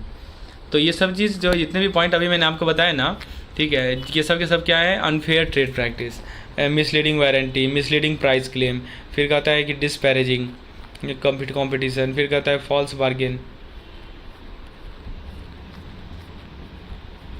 अब देखिए अगला जो कंसेप्ट है वो और भी इंटरेस्टिंग है, SCRDC, यानी 1 करोड़ का जो ऊपर का जो कंज्यूमर केस होता है ना, वो देखिए यहाँ से क्लियर हो जाएगा। तो 1 करोड़ से ऊपर का जो कंज्यूमर केस है वो डिस्ट्रिक्ट फोरम से बड़ा प्लेटफॉर्म चाहिए, जिसको बोलते हैं स्टेट कंज्यूमर कमीशन। ये है आपका सॉल्यूशन है, स्टेट कंज्यूमर कमीशन। SDR क्या फुल फॉर्म है? SCDRC, ठीक है। तो समझिए कैसे काम करता है ये, इसका सेटअप पहले देखिए। तो देखिए यह बना है स्टेट गवर्नमेंट के नोटिफिकेशन से, जो कि सेक्शन नंबर 42 में है। सीधा कैपिटल सिटी या बड़े रीजनल सेंटर में मिलेंगे आपको, समझे, बड़े बड़े सिटीज़ में या रीजनल सेंटर में मिलेंगे। तो ये जो है ना प्रेसिडेंट और 4 मेंबर की टीम होती है, कंपोजिशन आप देख सकते हैं, राइट। और फिर सपोर्ट स्टाफ की बात करें, जैसे मान लीजिए कि हाई कोर्ट स्टेट का टॉप कोर्ट है, वैसे ही SCDRC कंज्यूमर केस का टॉप स्टेट लेवल प्लेटफॉर्म है। इसमें जुरिडिक्शन की बात करें तो देखिए कितने का केस यहाँ पे चलेगा, तो जो कंप्लेन है वो 1 करोड़ से 10 करोड़ के बीच में होना चाहिए तक का डिस्प्यूट चलेगा। फिर होता है अपील जुरिडिक्शन, यानी कि अगर डिस्ट्रिक्ट फोरम का फैसला पसंद नहीं आया तो आप स्टेट SCDRC में कंप्लेन कर सकते हैं। फिर आता है रिव्यू पावर, मतलब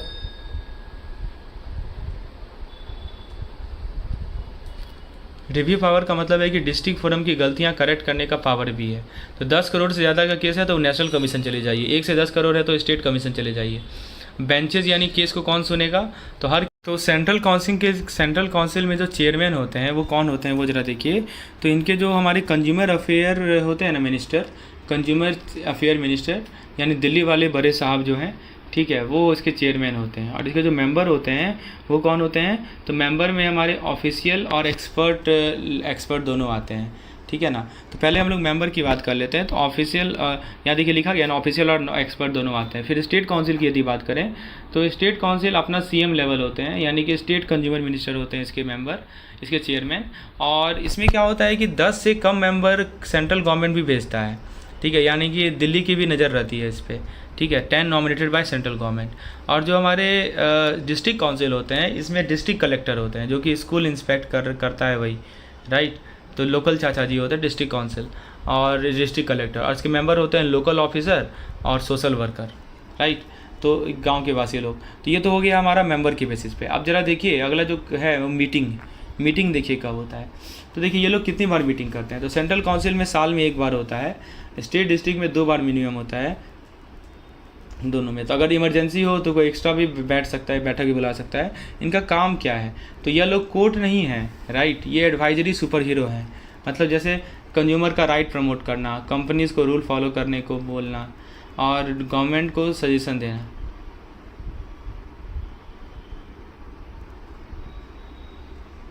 तो ये तो इसका ऑब्जेक्टिव हो गया। तो अगर अमेजॉन फ्लिपकार्ट फेक रिव्यू से बेच रहा है तो यह काउंसिल गवर्नमेंट को नए रूल बनाने को बोल सकती है, राइट। तो ये ध्यान रखना है। तो हमने क्या देखा, टाइप किस प्रकार की है, कहाँ इस्टेब्लिशमेंट होता है, मेंबर कौन है, मीटिंग कितनी बार होती है, ठीक है। अब अगला जो पॉइंट है वो है कमीशन जुरिडिक्शन, राइट। तो इसमें क्या बताया जा रहा है कि देखिए डिस्ट्रिक्ट कमीशन में जो कंप्लेंट की वैल्यू जाती है वो 50 लाख से कम की जाती है, ठीक है। और स्टेट कमीशन चाहे वो गुड्स हो या सर्विस हो, स्टेट कमीशन में 50 लाख से 2 करोड़ के बीच में, और नेशनल कमीशन में 2 करोड़ से ज़्यादा की, ये वैल्यू याद रखिएगा। तो 50 लाख से 2 करोड़ स्टेट कमीशन, 50 लाख से कम डिस्ट्रिक्ट कमीशन, 2 करोड़ से ज़्यादा नेशनल कमीशन, ठीक है। अब एक होता है लॉ ऑफ लिमिटेशन जो कि यूनिट नंबर 23 है, ठीक है। तो क्या आपका लीगल केस अभी भी पेंडिंग है? लिमिटेशन एक्ट के हिसाब से 3 साल के अंदर केस फाइल करना जरूरी है, वरना टाइम बार्ड हो जाता है, समझे। तो अभी समझेंगे कि कैसे यह टाइम कैलकुलेट होता है। तो देखिए यहाँ पे 3 चीज़ बताई जा रही है। नेविगेटिंग द लिमिटेशन एक्ट,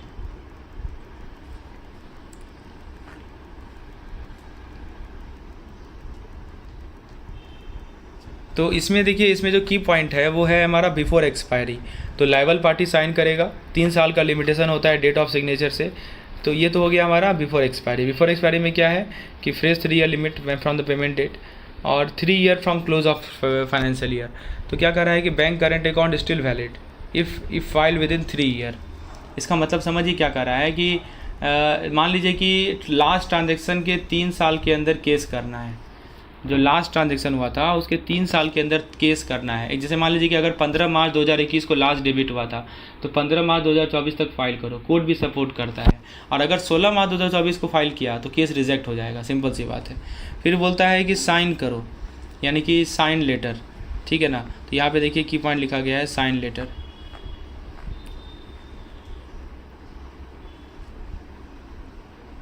तो साइन लेटर का मतलब कि आपको नया टाइम मिलेगा। अगर डेटर ने साइन करके लिखा है कि हाँ मैं पैसा दूंगा, तो उस दिन से फ्रेश 3 साल चालू हो जाएगा। और फिर एक तीसरा केस होता है पार्ट पेमेंट। तो पार्ट पेमेंट में क्या होता है कि थोड़ा पैसा देने से टाइम रिसेट हो जाता है। तो डेटर ने 1 रुपया भी चुका दिया ना, तो उस दिन से नया काउंट डाउन होता है। जैसे मान लीजिए कि 2022 में उसने 100 रुपया दिया,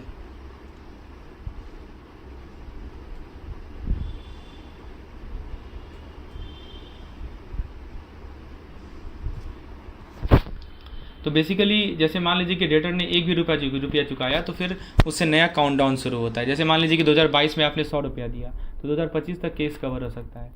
तो आप जानते हैं कि लिमिटेशन पीरियड कैलकुलेशन कैसे होता है। अब देखिए एक टेबल आपके बुक में दिया हुआ है कि किसका कितना लिमिटेशन पीरियड होता है, वो मैं समझा देता हूँ। जैसे कि आपका म्यूचुअल अकाउंट है, ओपन हो रेसिप्रोकल हो, 3 साल होता है। फिर मनी लैंड 3 साल होता है, मनी लैंड ऑन डिमांड 3 साल होता है, मनी डिपॉजिट ऑन डिमांड 3 साल होता है, bill of exchange at sight after sight हमारा 3 ईयर होता है।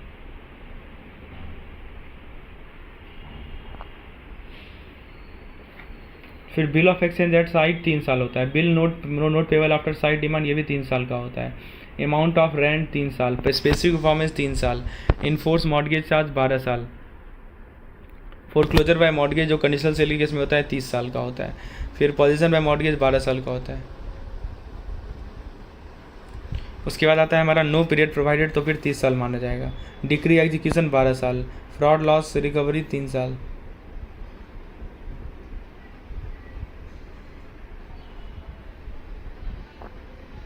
ऑर्डर कोर्ट अपील जो है 30 दिन का होता है। तो दोस्तों इसको एक बार देख लीजिएगा, ये जो है लिमिटेशन पीरियड काफ़ी इंपॉर्टेंट है।